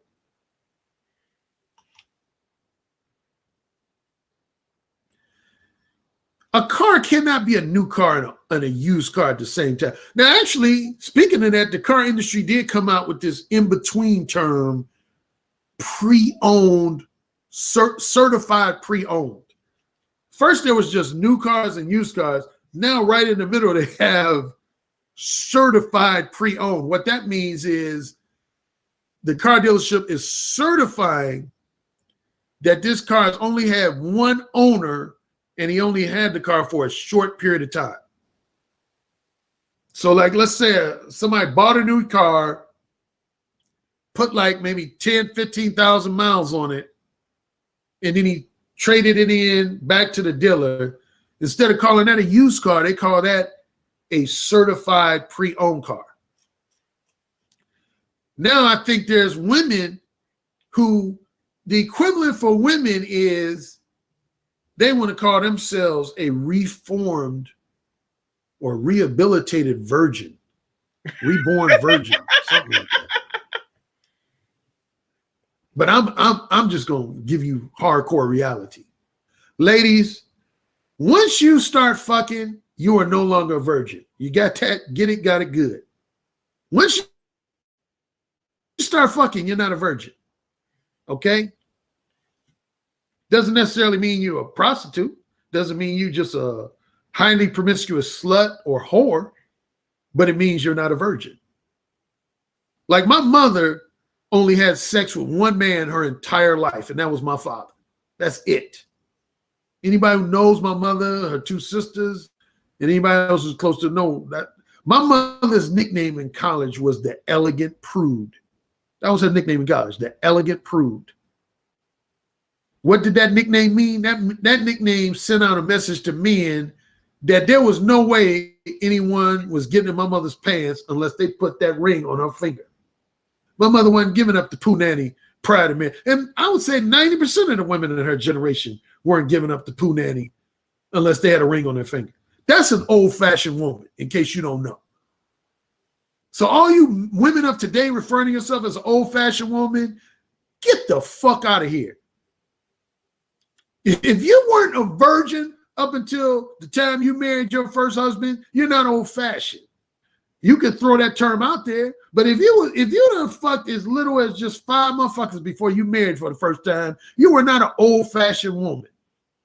No one in my mother or grandmother's generation would give you the stamp of approval of being an old-fashioned woman if you just start fucking before you get married for the first time. You cannot be a modern day sexually liberated woman and an old-fashioned prude at the same time. It's impossible. You cannot be a kinky woman and a prudish woman at the same time. Like I had one woman say, "Oh, well, I thought you men love a woman who's classy in the streets and a kinky freak underneath the sheets." That's from that applies to the man you with. See, it's a difference, say, if I'm married to Linda, and when Linda's in public, my wife Linda's in public, she carries herself in a very discreet, conservative manner, but then when she's at home with me, we get freaky deaky. There's nothing wrong with that. But it's a different scenario if you have a woman named Michelle that when she interacts with David and Tony, she carries herself in a kinky, promiscuous manner. But then when she interacts with Henry and Billy, she tries to act like she's everything short of a virgin. That's called duplicitous. Okay? That's called being sexually duplicitous. And there's a lot of women who fall into that category in society. So for all you ladies, my FYI to you,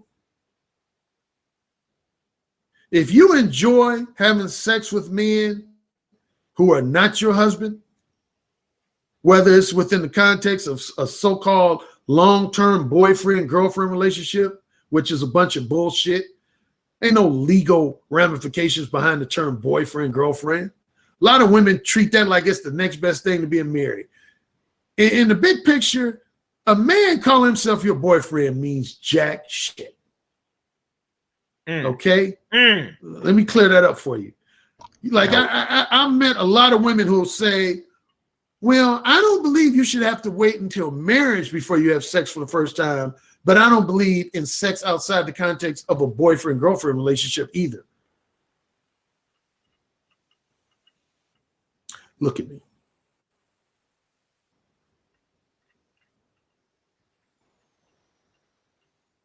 Are you serious? I could meet a woman tomorrow and tell her that I want to be her boyfriend, and we could fuck for the next 3 weeks. And then 3 weeks from now, I could say, well, you know what? I don't want to be your boyfriend anymore. What does that really mean? That's that random arbitrary title. What the fuck does that really mean? I had sex with my ex-boyfriend, Allan Roger Currie, for the last 3 weeks. What the fuck does that really mean?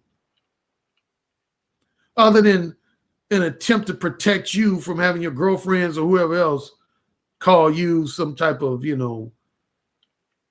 promiscuous woman or some kind of slut. It don't mean shit. Only title, when it comes to male-female relationships, only title that means anything is husband and wife. Maybe possibly if you're someone's fiance, that title has some significance to it. Means a man at least put a ring on your finger. But other than husband and wife and fiance, all the other titles don't mean shit. They don't mean shit. Boyfriend is just a variation of a fuck buddy title. That's all it is. You suggesting that you're a monogamous fuck buddy, but you're still a fuck buddy. If you're fucking anybody you're not married to and you don't have a ring on your finger, you're that person's fuck buddy.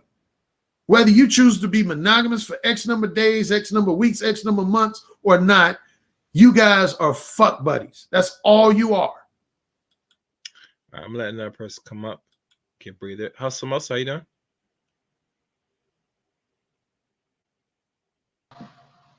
I'm here. What's up, Chaos? That's good. That's good. That's good.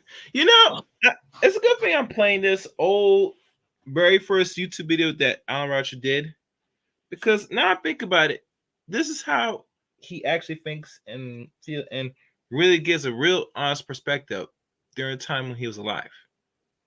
And I cannot deny that, what he just said, Now, I'm not saying that most people don't like casual sex. I mean, everybody wants it, they can get it, and that's cool. But really, truly, what he says actually spot on that unless we are not husband and wife, we just fuck buddies. You know what I'm saying? Which a lot of people are cool with it, Yeah. Yeah. Oh, hold on. I'll bring it back up. Hold on, sorry. As I do something quickly. Hold on. 1 second. I don't know what happened. All right, sorry about that. I had to knock out something. You get me, Hustler? I'm here loud and clear. Yeah, so really people are F buddies, which I agree with Allan. So what and I think Mel Invest wrote some here. Why are so many unmarried men upset at their ex-girlfriends from leaving them then? You tell me, Melon. I mean, if she's gone, she's gone. I mean, what can we say? I mean, I know what answer you want to get. Anybody can answer that question? Well, it depends on the guy. Like a lot of times they miss that consistent sex. It could be how that woman left.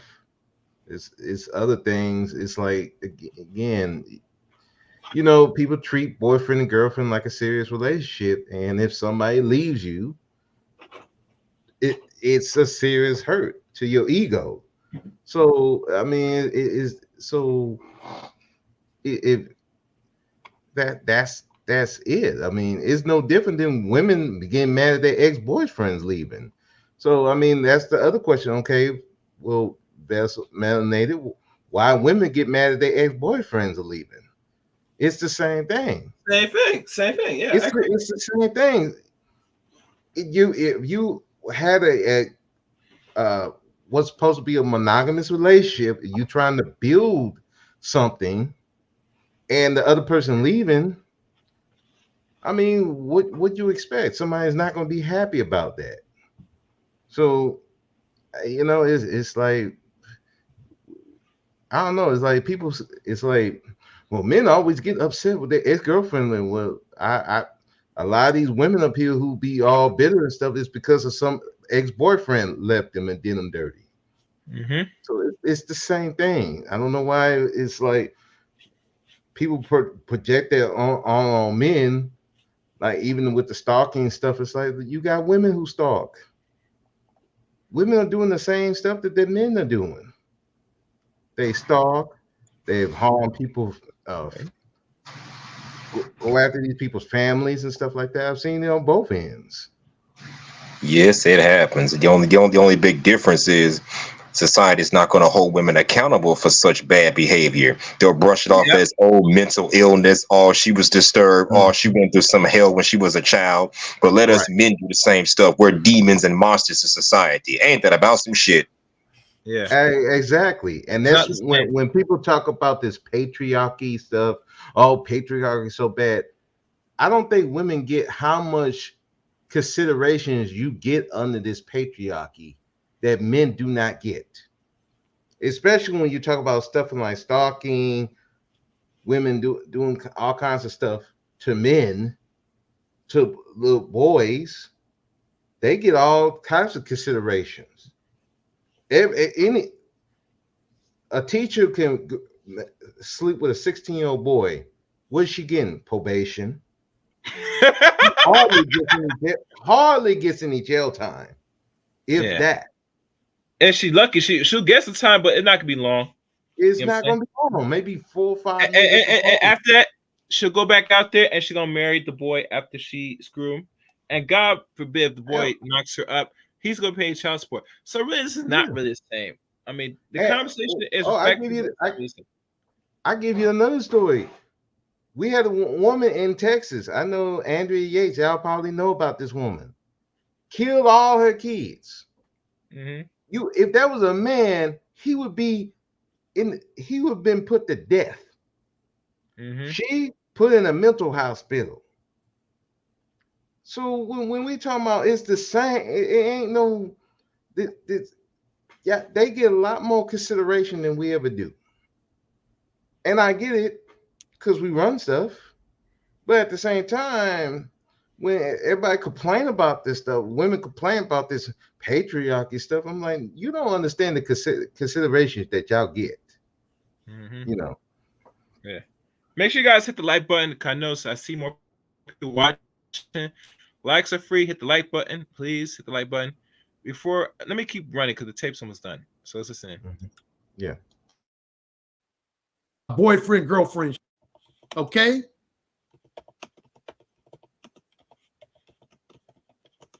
So, Crystal and Kerzen, here's my little message to you. Since you suggesting that I encourage men to express vile filth to women, I get a lot of women's pussies wet with my erotic dirty talk.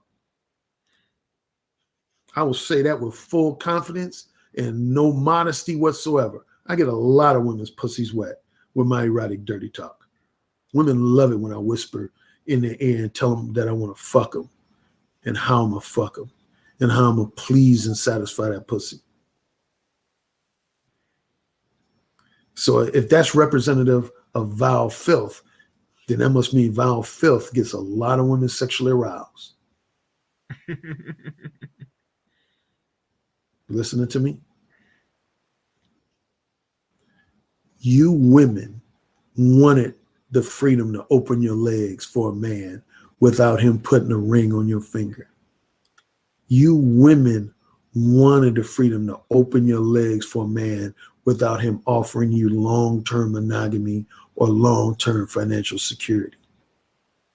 You women wanted the freedom to have sex with other women, multiple men at one time,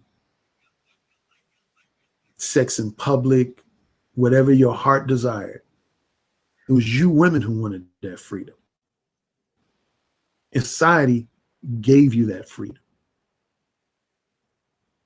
So don't complain about men who want to take advantage of the sexual freedoms and liberations that women were given. I have no apologies for my sexuality, my sexual desires.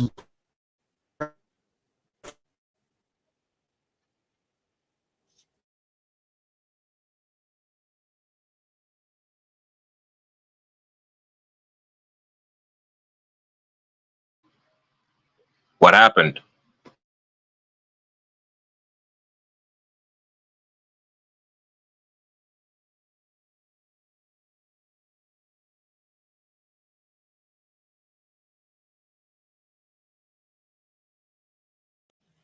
Can y'all hear me? Yeah, we got you. What happened? Just stop. Yeah. No. It's my thing is interrupting my internet for some reason. That's why I paused it. I'm going to rewind briefly. Thank you. Quick Rich, is this technical issues? I'm back online, so let me rewind back briefly. The tape's almost done anyway, so we're gonna be talking. So, if you're still here, Jay Shine, what's up? I see in chat room. You can come up, brother. Chat the links in the chat room.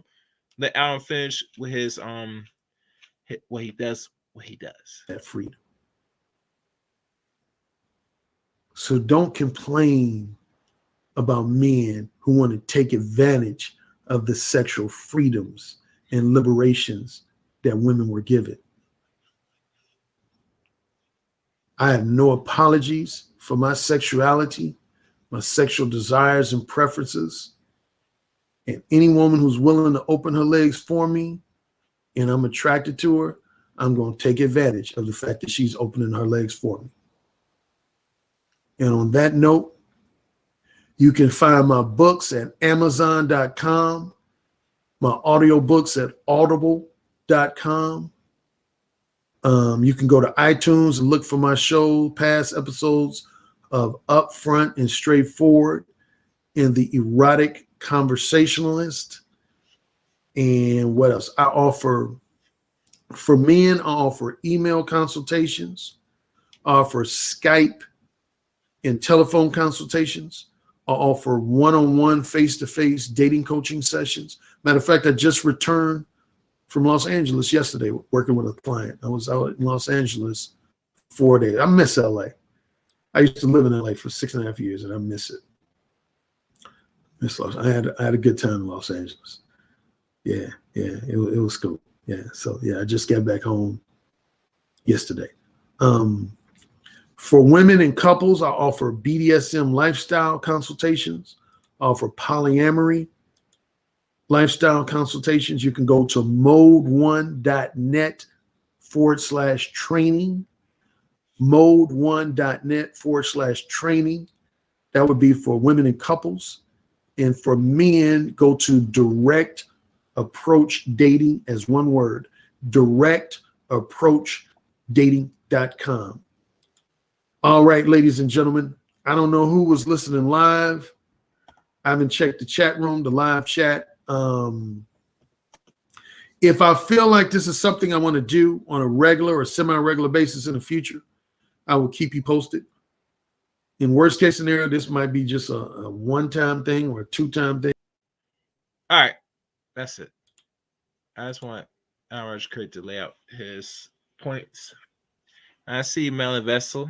And like I said, ladies, you can come up if you want to have the conversation of what your views and opinions are. The one on Allan Roger Currie. You know, the call line is open, like always. You know. Can we just say, like, it's always like, well, black women didn't fight for that stuff, but you were part of that movement. I mean, I'm sorry that, hey, the movement fought for it. You joined in on it. Black women joined in on that movement. So we can say that this is what you were fighting for. Okay, but you was part of that movement. That's what they were fighting for. You went along with it. A lot of the ideas that they got came from you. So you're gonna get mad at us for saying, yeah, you were part of that movement as well. It's what it was. They put y'all as the face of it. Meanwhile, they were doing all this stuff, but they put you at the face of it. So now, when we think of crazy feminists, we're looking at black women, because there were certain black women they put themselves at the head of it. Now, you can get mad at us for pointing it out, and you can keep saying, now that's not what we were fighting for. But if you part of that group and that's what they were fighting for, guess what? Yes, you were fighting for that group. That may not have been your intent, but that's what it is. It's just like certain things that these men's rights were fighting for. They were fighting for certain things that most of the other people in the group wasn't fighting for. But guess what? You were part of that group. So guess what? Whatever they got, that's what you get labeled with. Just like some of the LGBTQ, they got people in their group wanting these kids to be able to choose whether they want to be a boy and a girl. They can say, no, I'm not part of it, but you part of that group. So and you ain't saying nothing. Well, guess what? You get the same label. It is what it is. Do they know that? What does it say? Don't the debaucherous acts of white men. You were all involved in it. I mean, hey. But you didn't see you didn't see black men champion for debaucherous acts, though. Oh, wait. Here's some of Jay Sean but wrote. not only that. Wait. I'm gonna read what Jay Sean wrote. Black women have been at the forefront of sexual freedom since the late 80s and are now the standard bearers of hoes. And you know, I'm not gonna deny it, because think about it. The revolutionary happened in the 60s. Some black women joined it, some didn't. Okay, not gonna deny that. But it really started to take a turn in the 80s, 20 years after that, which I had to agree with Jay Sean. Because after the 80s, you see it start to influx more as the 90s began. You get me? So. And who they putting as the face of it? Black women. Putting black women. They put black women as promiscuous, and black women have no problem fighting back that, which is I find ironic.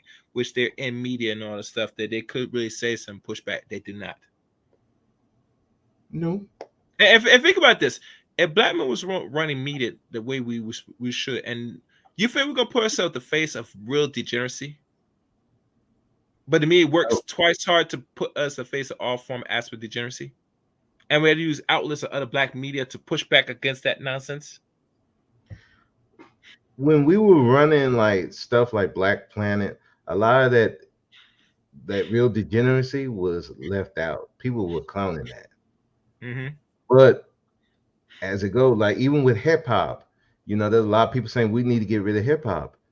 Yeah. Well, when hip hop was black ran, like really black ran, you didn't see a lot of this degeneracy. That was kept to the side. But as more and more white folks kept taking control of it and getting these desperate dudes who, let's face it, they young, dumb, ain't got nobody around them to really guide them on how to deal with these businesses like that. Yeah, they sold out, and what's selling? All the drugs, the alcohol, the violence, the stupid sex stuff. So, and even some of the artists would say, look, I'm trying to put out more positive stuff. They won't release it. They won't let me release it.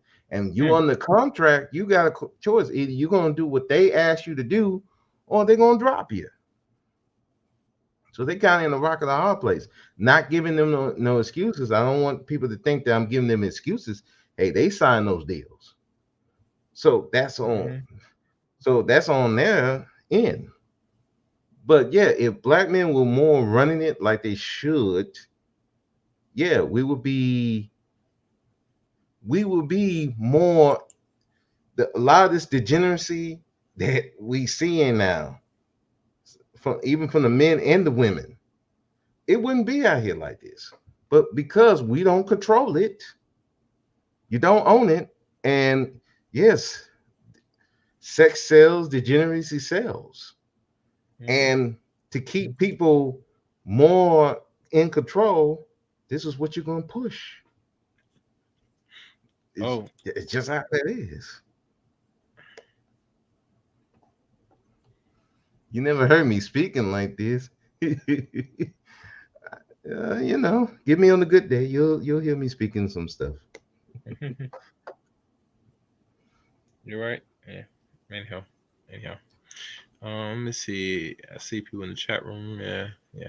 And one thing to be amply clear in regards to life of Allan Roger Currie, I look at the more gooder side of things he has done. I can't say there's not much negative side. The only thing negative I would say with our he had a little too much beef going back and forth with certain men in the space. That's my only negative side about him. But other than that, from what he has put out, it's pretty much spot on. A little positive vibe. How you doing? Hello. He put out some good. He put out some good material. Yeah. You get me? And here's something else to think about. What? Yes, women fought for all this damn sexual liberation, but guess what? The women who wanted no part of it, they're basically casualties of the war. Meaning they had no part of it, but now they're suffering because of the decisions of women before and after them.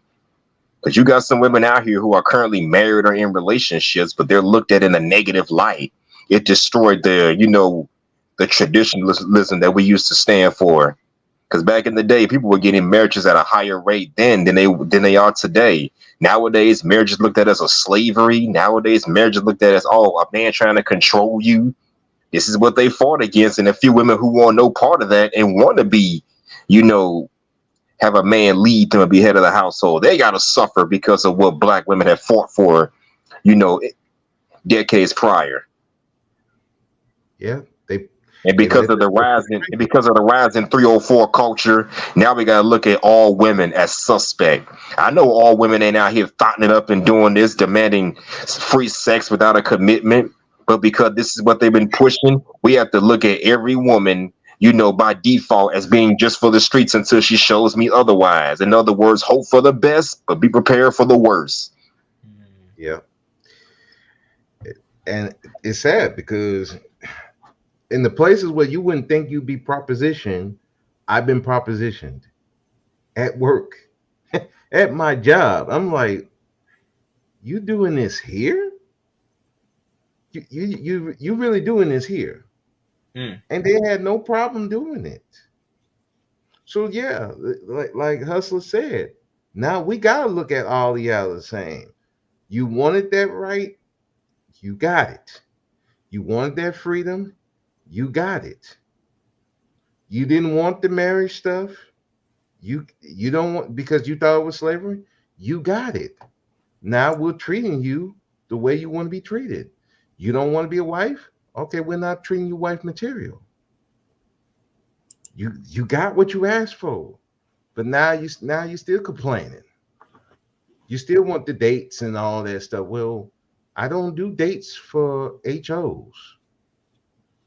I just here's this $200. What we gonna do? Oh, it's good for you mentioned Deform Pretty Boy. I'm not sure if they're still gonna release it. We'll know by in a few months because that was supposed to be slated for the 30th anniversary when the first what do they call it? Is it Freaknik or yeah, Freaknik actually came out, you know. So we shall see. We shall see. And I did say Rumble, so you guys can follow me on Rumble as well. Try and grow the following so I can start doing some hardcore content, as y'all know. Rumble's place be. Let me see who's here in the studio. All right, I see Lena. What's good, Lena? How you doing? Hello, hi guys. Yes, Hi yes. Chaos. Hi Piano. What's Hey. going on? Hey, how you doing, Miss Lena? How you doing? I'm doing pretty good. How are you guys doing? Happy holidays as well. I have some pushback, I think. I Okay. think sexual liberation wasn't completely a total wash. However, it's becoming I can understand toxic in whole cultures. It's like the whole scream the loudest and that all women are paying for the ones that are screaming. You got your Sexy Red, you got your uh, what's that girl's name? Oh, Sukihana? Kim. No, Kim Sukiana, Kardashian. Yeah, Sukiana, Kim Kardashian. You got a uh, lot of them, and Cardi B. yeah, Cardi Madonna. B. Put Yeah, Madonna oh, in I thought about Madonna like in the '80s. To me, she was the face of it in the '80s. there. Hmm. However, I don't think women didn't want to be wives. I think it was slavery. I think it's the idea of the duties of a wife, and that's all that a wife is, instead of a partner, a lover, a helpmate, something to, cherish, just like a wife should cherish her husband. So I think that was really the pushback and problem with being a wife. It used to be almost like a business arrangement, and some business arrangements did work. I mean, my grandma was in one, and it worked. She loved her husband, so it's possible. But I don't think that it's fair to say that women fought to not be wives. I don't think that's really what happened. That's not what they fought for, but that's the end result of all this bullshit that they fought for. They don't want to be married because they consider that slavery, so they started the sexual liberation movement to free women from the shackles of such things. Let them be free, let them do what they want to do. But okay. But the end result is this: we're not going to take you seriously. We're not going to want to be in relationships with you, and they're complaining about that. And then I also felt you have so many women that don't want to be wives. It's a lot of men that don't want to be husbands or don't know how to be a husband. And it's not to slander or like, I don't want to talk Oh no, I agree. negatively of men, but I think a lot of men don't want to be husbands anymore. Like they don't even have examples of it. Like you have to think we got a generation of men who don't have examples of husbands in the home. So And you know why that is? Well, kind of like what you said, because they didn't have responsible fathers in the household. That's one thing. But the other thing is when they decide to wake up to what the world really is about how it's very less date worthy women and so many more undate worthy women, they just said the hell with dating and relationship. I'm just going Like looks like the man in the video said, I'm just gonna take advantage of this newfound 304 culture and just capitalize on it. So it ain't so much we don't want to be husband, we just are not in the positions where we can be husbands anymore. And not only that, the title of husband doesn't hold the same value as it did back in the day. Nowadays, they look at husbands as, you're either one, the controlling dominant force of the family, which is considered slavery, or two, you're just some beta male simp catering to a 304 because you don't want to be by yourself. So the title of husband and wife has lost its luster over the decades, So it's no wonder they don't want to be husbands anymore. Right. I agree, because I think they look at loving husbands as simps a lot of times. Like I can't stand how, you might not agree with me, a lot of people never agree with me, I cannot stand how they drag Russell Wilson. He just loves Sierra. Why? I don't want to cut you off, but look at what Sierra's doing. Sierra, you saw that dress she wore at the Grammy Awards. Seriously, you was my wife. You gonna take your ass to step your ass back up to that dressing room and change out of that shit. You ain't wearing that and embarrassing me like that. And he allowed that to happen. And don't get me started with Will Smith and Jada Pinkett Smith. Oh God, this is a prime example of what marriages are not supposed to be like. So of course they're gonna drag him through the mud. Or drag them through the mud. Will be injured. I feel bad for Will. It's Jada's like a dark entity. I feel at first I was on the side, and then she just started really, like, I felt bad about the August Alsina because I knew they was in an open relationship. She just got caught. Will was doing what he was doing. She was doing what she was doing. I was like, okay, that's between them. Okay, people have open relationships. That's them. But when she started talking about him and all the other crazy crap and the Tupac, I can't take it. So I think Jada's very toxic. I can't stand Jada low-key. I could have told you that. Seriously, she's still pining for a guy that's been dead for over 25, 26 years. Seriously. Mm-hmm. And all right, guys. We gotta let Jay Sean speak. Let's let Jay Sean speak. What's good, Jay Sean? Good morning, y'all. I just want to say, right now, it's the men who are actually holding down marriage more than women. Women have turned marriage into a joke. Okay, they're using marriages like it's just boyfriend and girlfriend type stuff. We've seen it across the board. I just named a few people. We can go to Aisha Curry and her nonsense. You got Corey Hardrick. He wanted to be married. Tyrese wanted to stay married. The women are the ones breaking up families and doing these public divorces on willy-nilly, just to be out and about, just to be out monkey branching. You know what I mean? Especially once they attach themselves to resources. So this is what we call, what we used to call back in the day, backdoor hoeing. Okay, because a bona fide hoe and a prostitute's a straight up hoe. You know what I mean? She just, look, this is what it costs if you want me, and that's that. You know what I mean? But when you got women using relationships, using kids to get to resources, and then they leave you looking crazy, especially publicly, that's what we call backdoor hoeing. Because you never really loved the dude, you never really wanted to be with him, you never wanted to keep that family together, you wanted to do what you wanted to do. And that's what this really boils down to. Women just want to do what they want to do, and that's what Allan was talking about. I say this shit all the time. Most women I meet have a Zane Chronicle episode playing in their head 24/7. All right? They pine for and long for hot, passionate sex more than we do.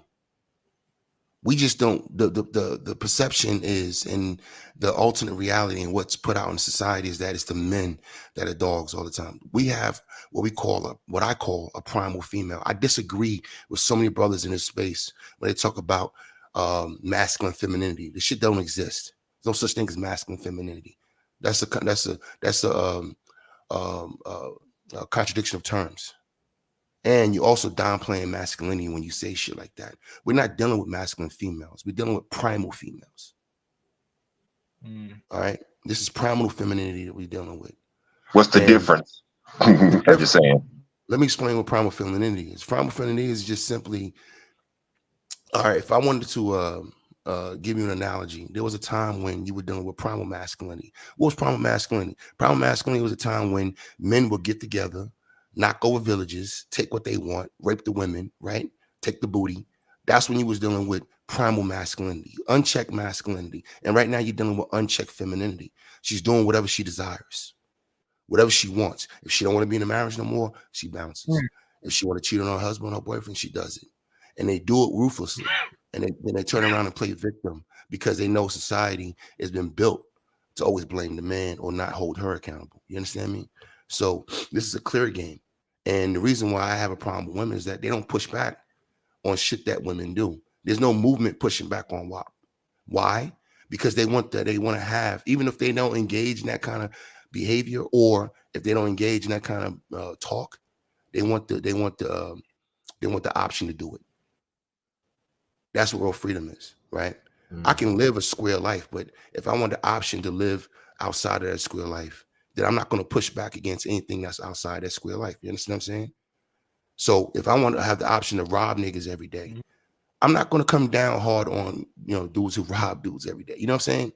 And that's the same thing with women. They're not going to come down on hoe culture because they want the option to do it. So that's even with the so-called good women. They want the option to do it. They don't want you to come down on that, because if they get into a mode or if they go through a whole phase, they want that option. And that's what our ARC was talking about. He was talking about direct game. See, ARC understand the same thing I understood coming up in the 90s. Women love sex. They want it. And when you can come at them a square way if you want to, but you're going to learn that lesson, because we've all had this situation happen to us at one point in time of our life. This happened when I was like 12. I had a girl I was talking to. I was hearing all her dreams. We were taking it slow. I'm fighting for the peck, the little kiss, right? She was a good girl. She was taking her time, but she was taking her time with me. And then one day I come around the corner, I catch her with those older brothers, right? We're in middle school. These brothers in high school. And she's getting ran through. You understand me?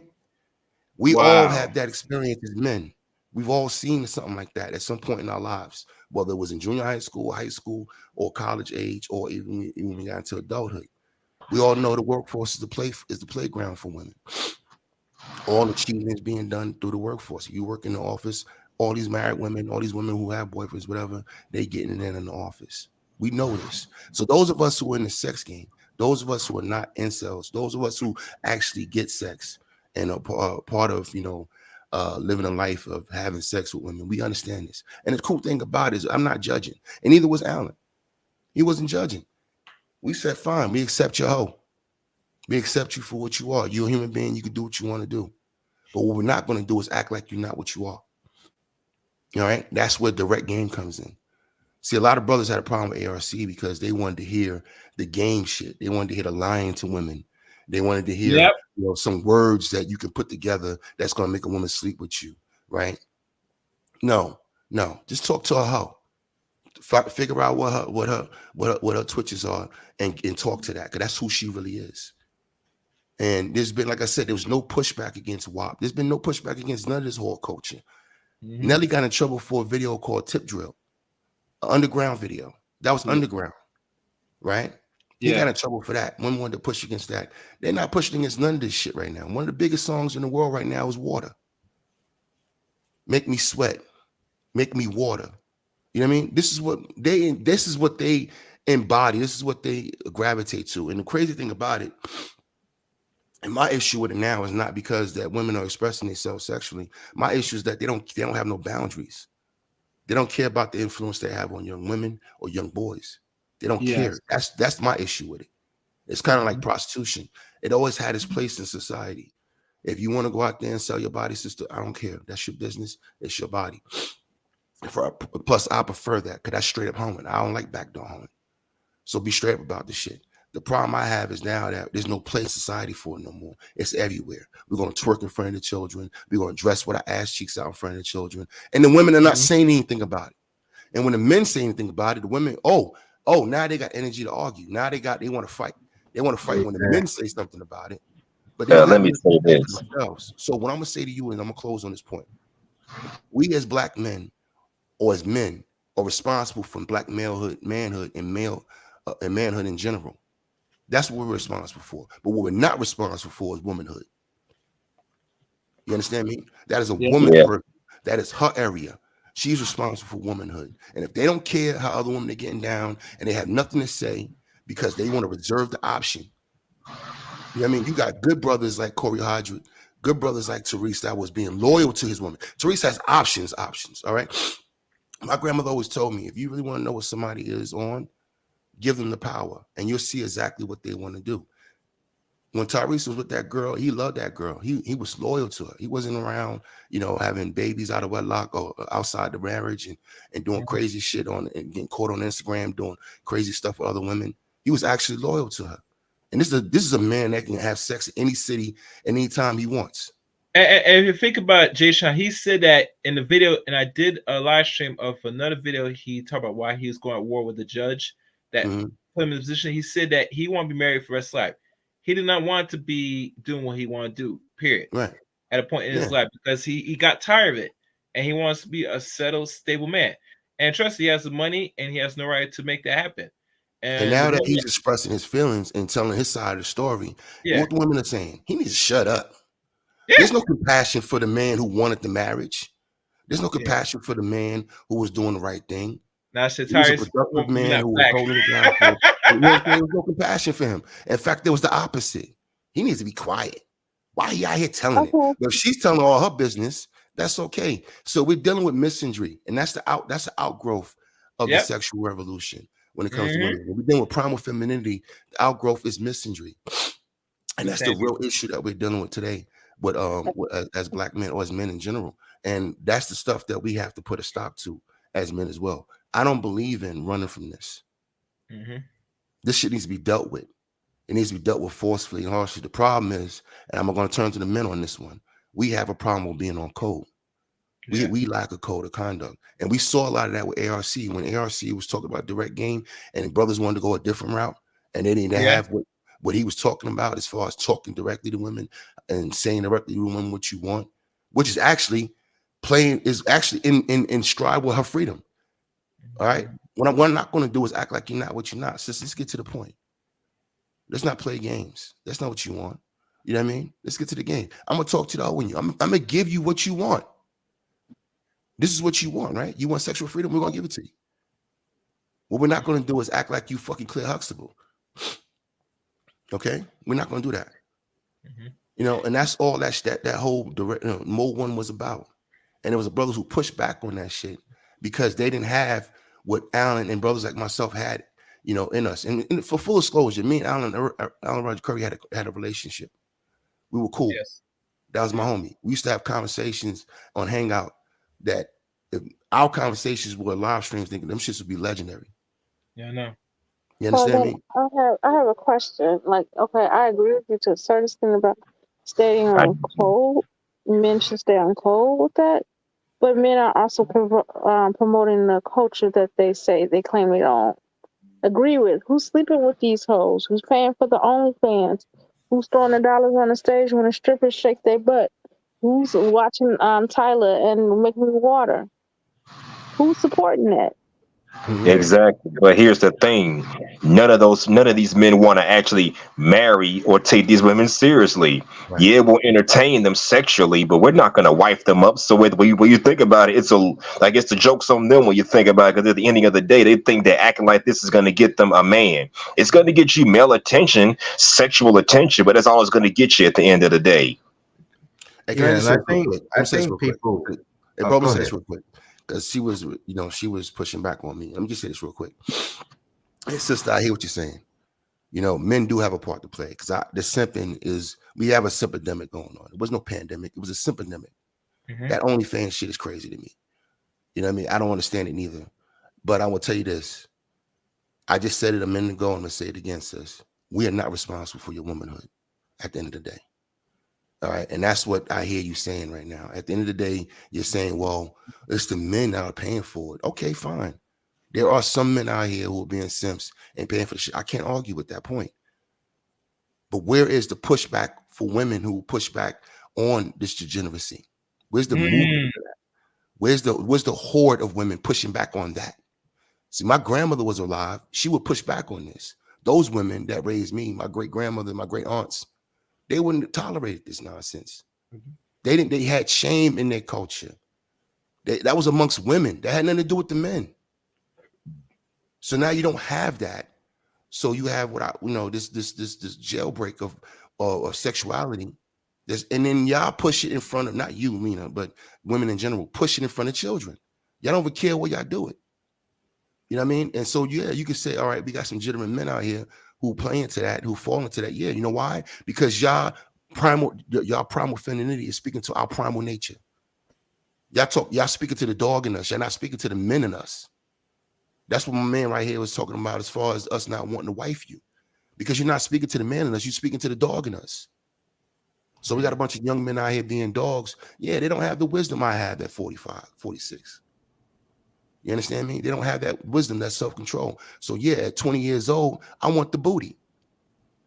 And if you want to throw it out here left and right, he's going to take the booty. I'm not making excuses for it. I'm saying this is what young people do. This is what young men do. We're not responsible for womanhood. I don't want to hear from women about what the men are doing to contribute to your sexual freedom. If y'all want to be out here and be sexual freedom, sex pots and sex vixens and all that, that's not on us. We can't force y'all to do what we want y'all to do. We don't have a top-down patriarchy like we used to have. Women have their own jobs now. Women can go out here and make as much money as they want to make. They work right alongside of us in industry. They work alongside of us in tech. They work alongside of us in law. They work alongside of us in government. You know what I mean? They work alongside of us in the military. Y'all have the ability to put food on the table and have your own houses and have your own roofs. Take responsibility for your behavior. I think, exactly. Now let me say this. Okay, let me say this now. My only pushback is this: you said women are not stepping up, checking these women. Well, I look around on the YouTube streets. I'm seeing quite a few female content creators actually calling out the nonsense. So it's not like the bad behavior is just simply going unchecked. Yeah, there are some calling it out, but they get the same backlash we men get when we try to call it out.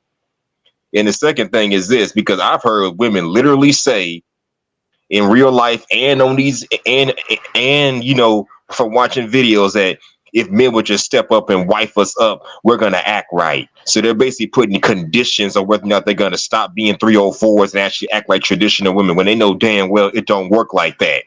So if I put a ring on, if I put a ring on Miss Lena's finger, for example, is that going to stop her from going out in the streets being a hoe? No, it's not. She's going to continue doing the same old crap over and over and over.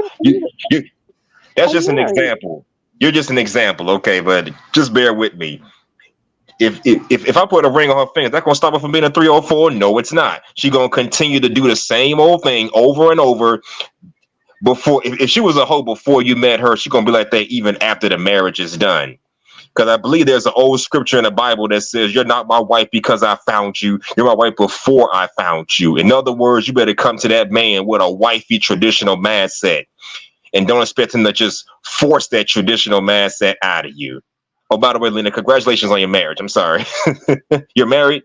Kudos to you. No, I'm not married. No.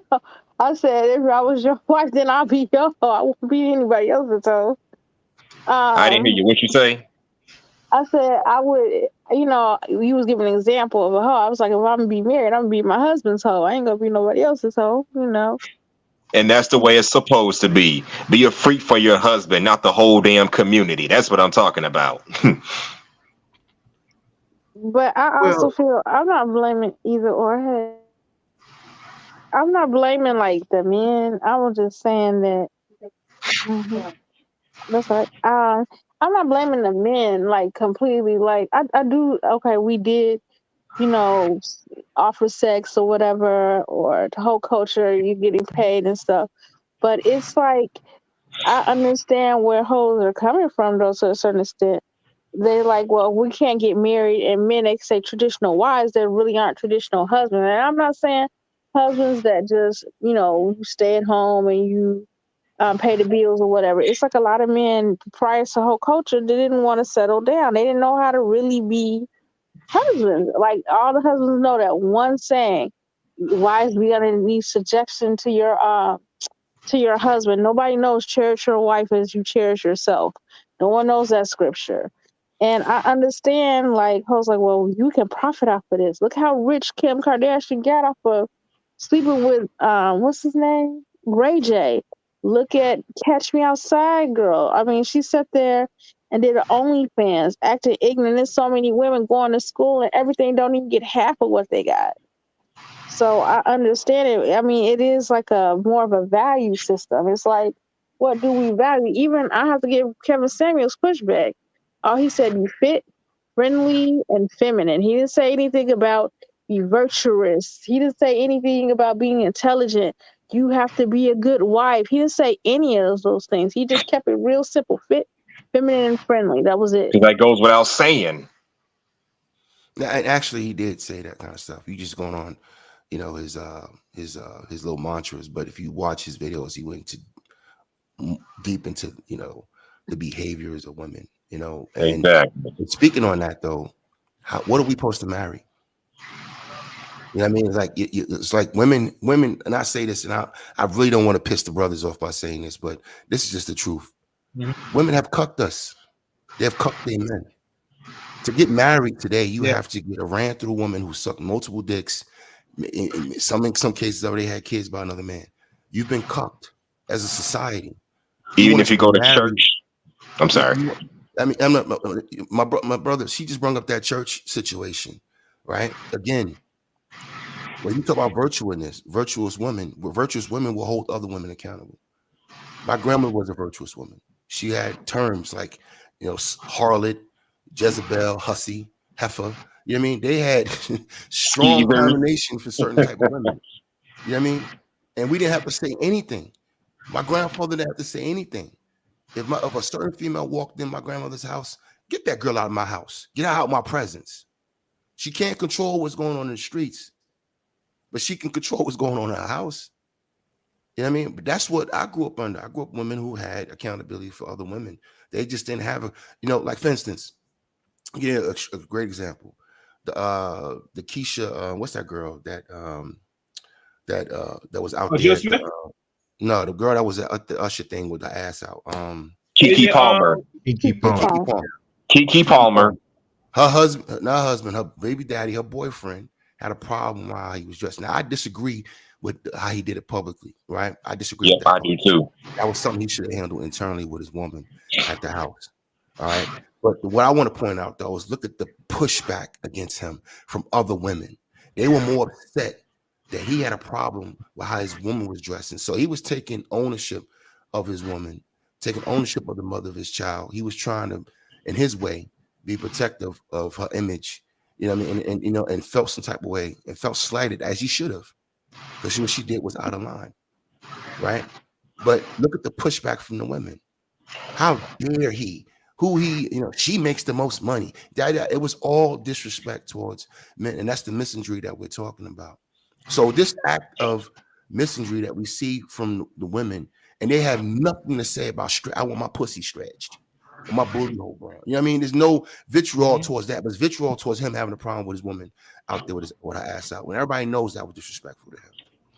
You know what I mean? The whole thing for all women. There was so many people fighting for Sierra to do what she did, but yet you ask those women, "Hey, would you do that?" And they'd be like, "No." Wait a second. So if you won't do that, but you said, but you're saying that she has the right to do that, really, you lie. You're lying to me. Saying you would have done the same thing. I didn't even say what the Keke Palmer said. No, she wouldn't be wearing that at the club. That's not the place to do it. I had women push back against me about that. Wait a minute, what do you mean you can't do that at the club? It's a club. Exactly. We're a bunch of people. That wasn't the club, guys. Melvin, I'm not sure if you pointed if Allan Roger Currie was ever married. Yes, he was actually married to that woman when he transitioned. They were married for maybe 2 years. He died 2022 of November of this month. So they were married. So yeah, but for a year before he passed. And you know what, Chaos? That's something that women say about Kiki Mhm. Palmer's ex, that he can't have no voice. He didn't even marry her. That look, that that's the cap that we're talking about, because we know all kind of women who destroyed property, hit men for cheating on them, and they weren't Mhm. wives. You know what I'm saying? Exactly. So the act like he couldn't act out or have a feeling or emotion on based on what he was seeing. That's the misery that we're talking about, and it's the hypocrisy that we're talking about. Yeah. And that I heard a lot of that being said when that Kiki Palmer shit went on. Well, he ain't her husband. You know what I mean? They're always trying to find an excuse to be disrespectful. And this is coming from, it's not the actor. It's not the problem that, Jada's one woman. It's the lack of pushback, the fact that she fucked her son's friend. You know what I Mhm. mean? When we all Yeah. know if that was Azalea Banks, if Azalea Banks was friends with Will Smith's daughter, he would Mhm. have Maybe hell to pay for crucifying him. fucking Azalea Banks. You understand me? No, Yeah. I Crucifying think, him. but it's a lot of stuff coming out though about Jada. Jada's kind of predatory. Like I Yeah. feel like Yeah, she's a he had predator. mental. That dude had like some type of mental problems or Who's something. buying her book, Lena? And I'm not buying her book. They saying read it. I No, I'm should asking read you, it. who's buying her book right now? Women and Women. people in general. A lot of people buying the book because they want to know what's going on. Okay. Not really. Okay. It It's was. number 3 on the best New York's best Yeah, it's mostly women. sellers list. Yeah, I thought it women went buying. down. It went It from might have went down, but number I know two. it made bestsellers list. And then another thing I didn't like about her is coming out. If you find some clips, I forgot what rapper. I want to say was a DJ Quick. One of them says she was messing with one of the Chris's from Criss Cross when he was a teenager, like 15. She bought him drugs, and Yeah. there was something like romantically between them. So he was 15, she was 22. Mhm. Yeah, I she's a feel weirdo. she's a predator. She's a predator. And then also, it's the sunset. I was like, what the fuck is wrong with you? Excuse my language. It just angered me. Let The me ask you a question, sun. Lena. If Hmm. Will Smith was being seen as a predator, would he be able to go on, tours and sell books and go on, PR tours and be accepted by it, get interviews every left and right? Will he be treated that way? No, Exactly. no, but I know the answer to that question. I'm just being facetious. We know that's the dynamic in our society that I'm talking about. I You know what I agree. mean? But I think they're going to um hold her accountable though. It's just coming out. That's the thing. Give it a while. It's coming out. I mean, people are dragging her already and say how negative, both men and women. People are so tired of Jada. It's ridiculous. People, they call her bald headed lies, all type of crazy stuff. So, but I just think I really feel bad because I used to defend her all the time.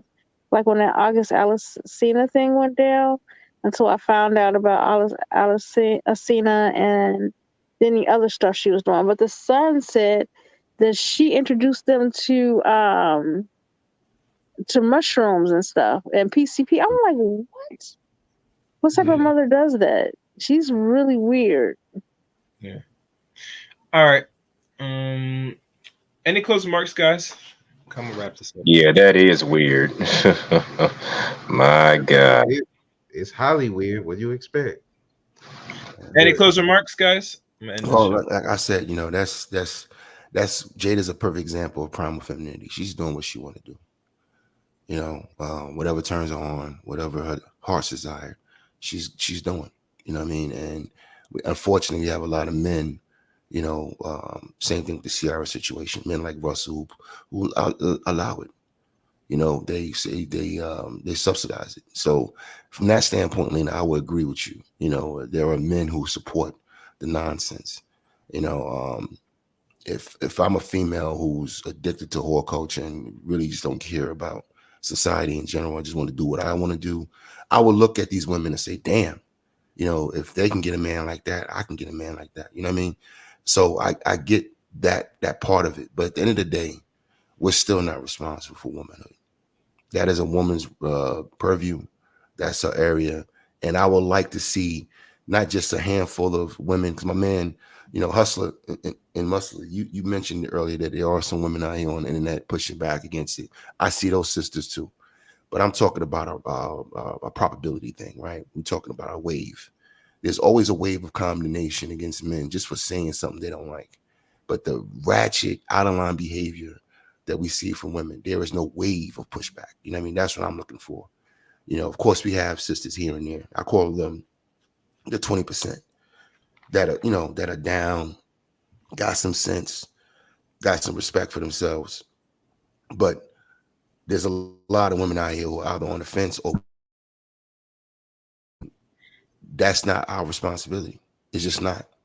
You know, if they want to keep speaking to the dog in us, then they're going to get dog outcomes. You know, if you want to be out here free with it, you're going to produce nothing but a bunch of futures or a bunch of simps, right? Mhm. Because that's what y'all putting out here. What do you want us to do? Wife whores? You're bringing a society down by doing that. We're not going to do it. Men are not going to, in general, are not going to wife whores. There's no men on this panel that's going to wife up a whore. We're just not going to do it. You know, and I don't know what we can do to fix that. We can't. That is something women have to address. Women have to adjust and fix. I have other issues with men, but this is not it. This is not the issue I have with the brothers. The issue I have with the brothers is about obtaining power and a lack of wanting to get power. That's my issue with black men. But my issue with men, black men engaging in whore culture, no, that's a woman's issue. That is 100%, 1000% a woman's issue, because women can shut it down tomorrow. If y'all got on one page tomorrow and y'all was virtuous and y'all got on one accord, y'all can shut whole culture down tomorrow. All right. Ain't nobody running around here raping and pillaging, forcing women to do anything that they're doing. And if they're doing it for money, then that's whore. That's hoeing. If you're doing it for only on OnlyFans or doing it in real life, that's hoeing. Period. And I understand that there might be some, monetary gain in the short term, but it never lasts forever. You know what I mean? Look at the Joe Smith situation. We how you think that's going to end for her? Think she's going to get a pile of money to ride off in the sunset? Nah, she's just something to talk about for the immediate, for the short term. After she fizzles out, that the world's going to move on to something else, and then what she's going to have? Nothing. So it looked like she has some monetary gain in the short term, but she doesn't have anything long term. So if being on OnlyFans and being in having a whole phase and all that suits you, so be it. But that is a woman's issue, not a man's issue. And we have every right as men in our society to talk about the ills of our society, whether that's coming from men or coming from women. So thanks for letting me come up, Chaos. All I right. wish you Thank brothers the you. best. I gotta get my ass to work. Mahalo. All right. Thanks. Take care. All right. Nice Take talking care. to you. Take care. All right, guys. Closing remarks. If you could keep it short, be good. 'Cause actually want to get to a certain point in time. So please. Well, here's the thing. As far as like the whores and all that, yes, there are men that supported whores, but those men were not trying to get married. Those men were looking for easy sex. They did not put them on this big pedestal. They kept them in the dark. I would say, for example, Cardi B. It wasn't men that put her up there. It was women. She didn't get big until she went on that reality TV show. Who watches that? Women. Yes, we tipped her at the clubs. Do you know how many strippers they stay at the club? They don't get no bigger than that. Yeah, that was women made her big. Meg Thee Stallion, women made her big. That was not men. I know. So when we talk, like you said, it's a choice. If you wanted freedom, you got the freedom to choose whatever you want to do. You got it. It's crazy to me that there are women who want that freedom, but on someone else's dime and someone else's time. Mm-hmm. They want to be able to do what they want to do, but when it comes back to bite them, now they want to blame the men. It's not a men problem. That's your problem. You deal with it. And there was one thing in the chat that I was, well, y'all No, no, no, talking, no, yeah, no. but I want this short because yeah, y'all know it. it's all right. Please. But the point of it is, with Allen was doing what he said, look, you want to be this, we're responding. So we're gonna treat you like this. You want to be a good girl? We're gonna treat you like a good girl. But if you playing games, we're gonna play games. That's how it is. So whatever you plan to do, the men are gonna respond, and vice versa. That's all it's gonna be. So thank you for having me up, Chaos. I appreciate it. Thank you. Thank you. All right. Hustler.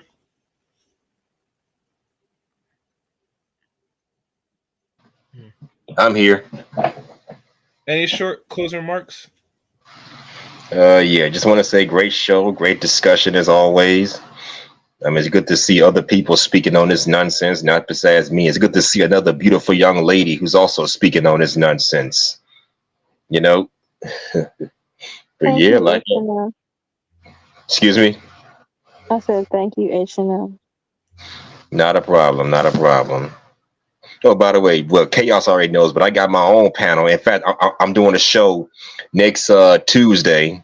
If y'all want to swing by there, I put my channel link in the chat, the comments. I mean, if y'all want to stop Okay.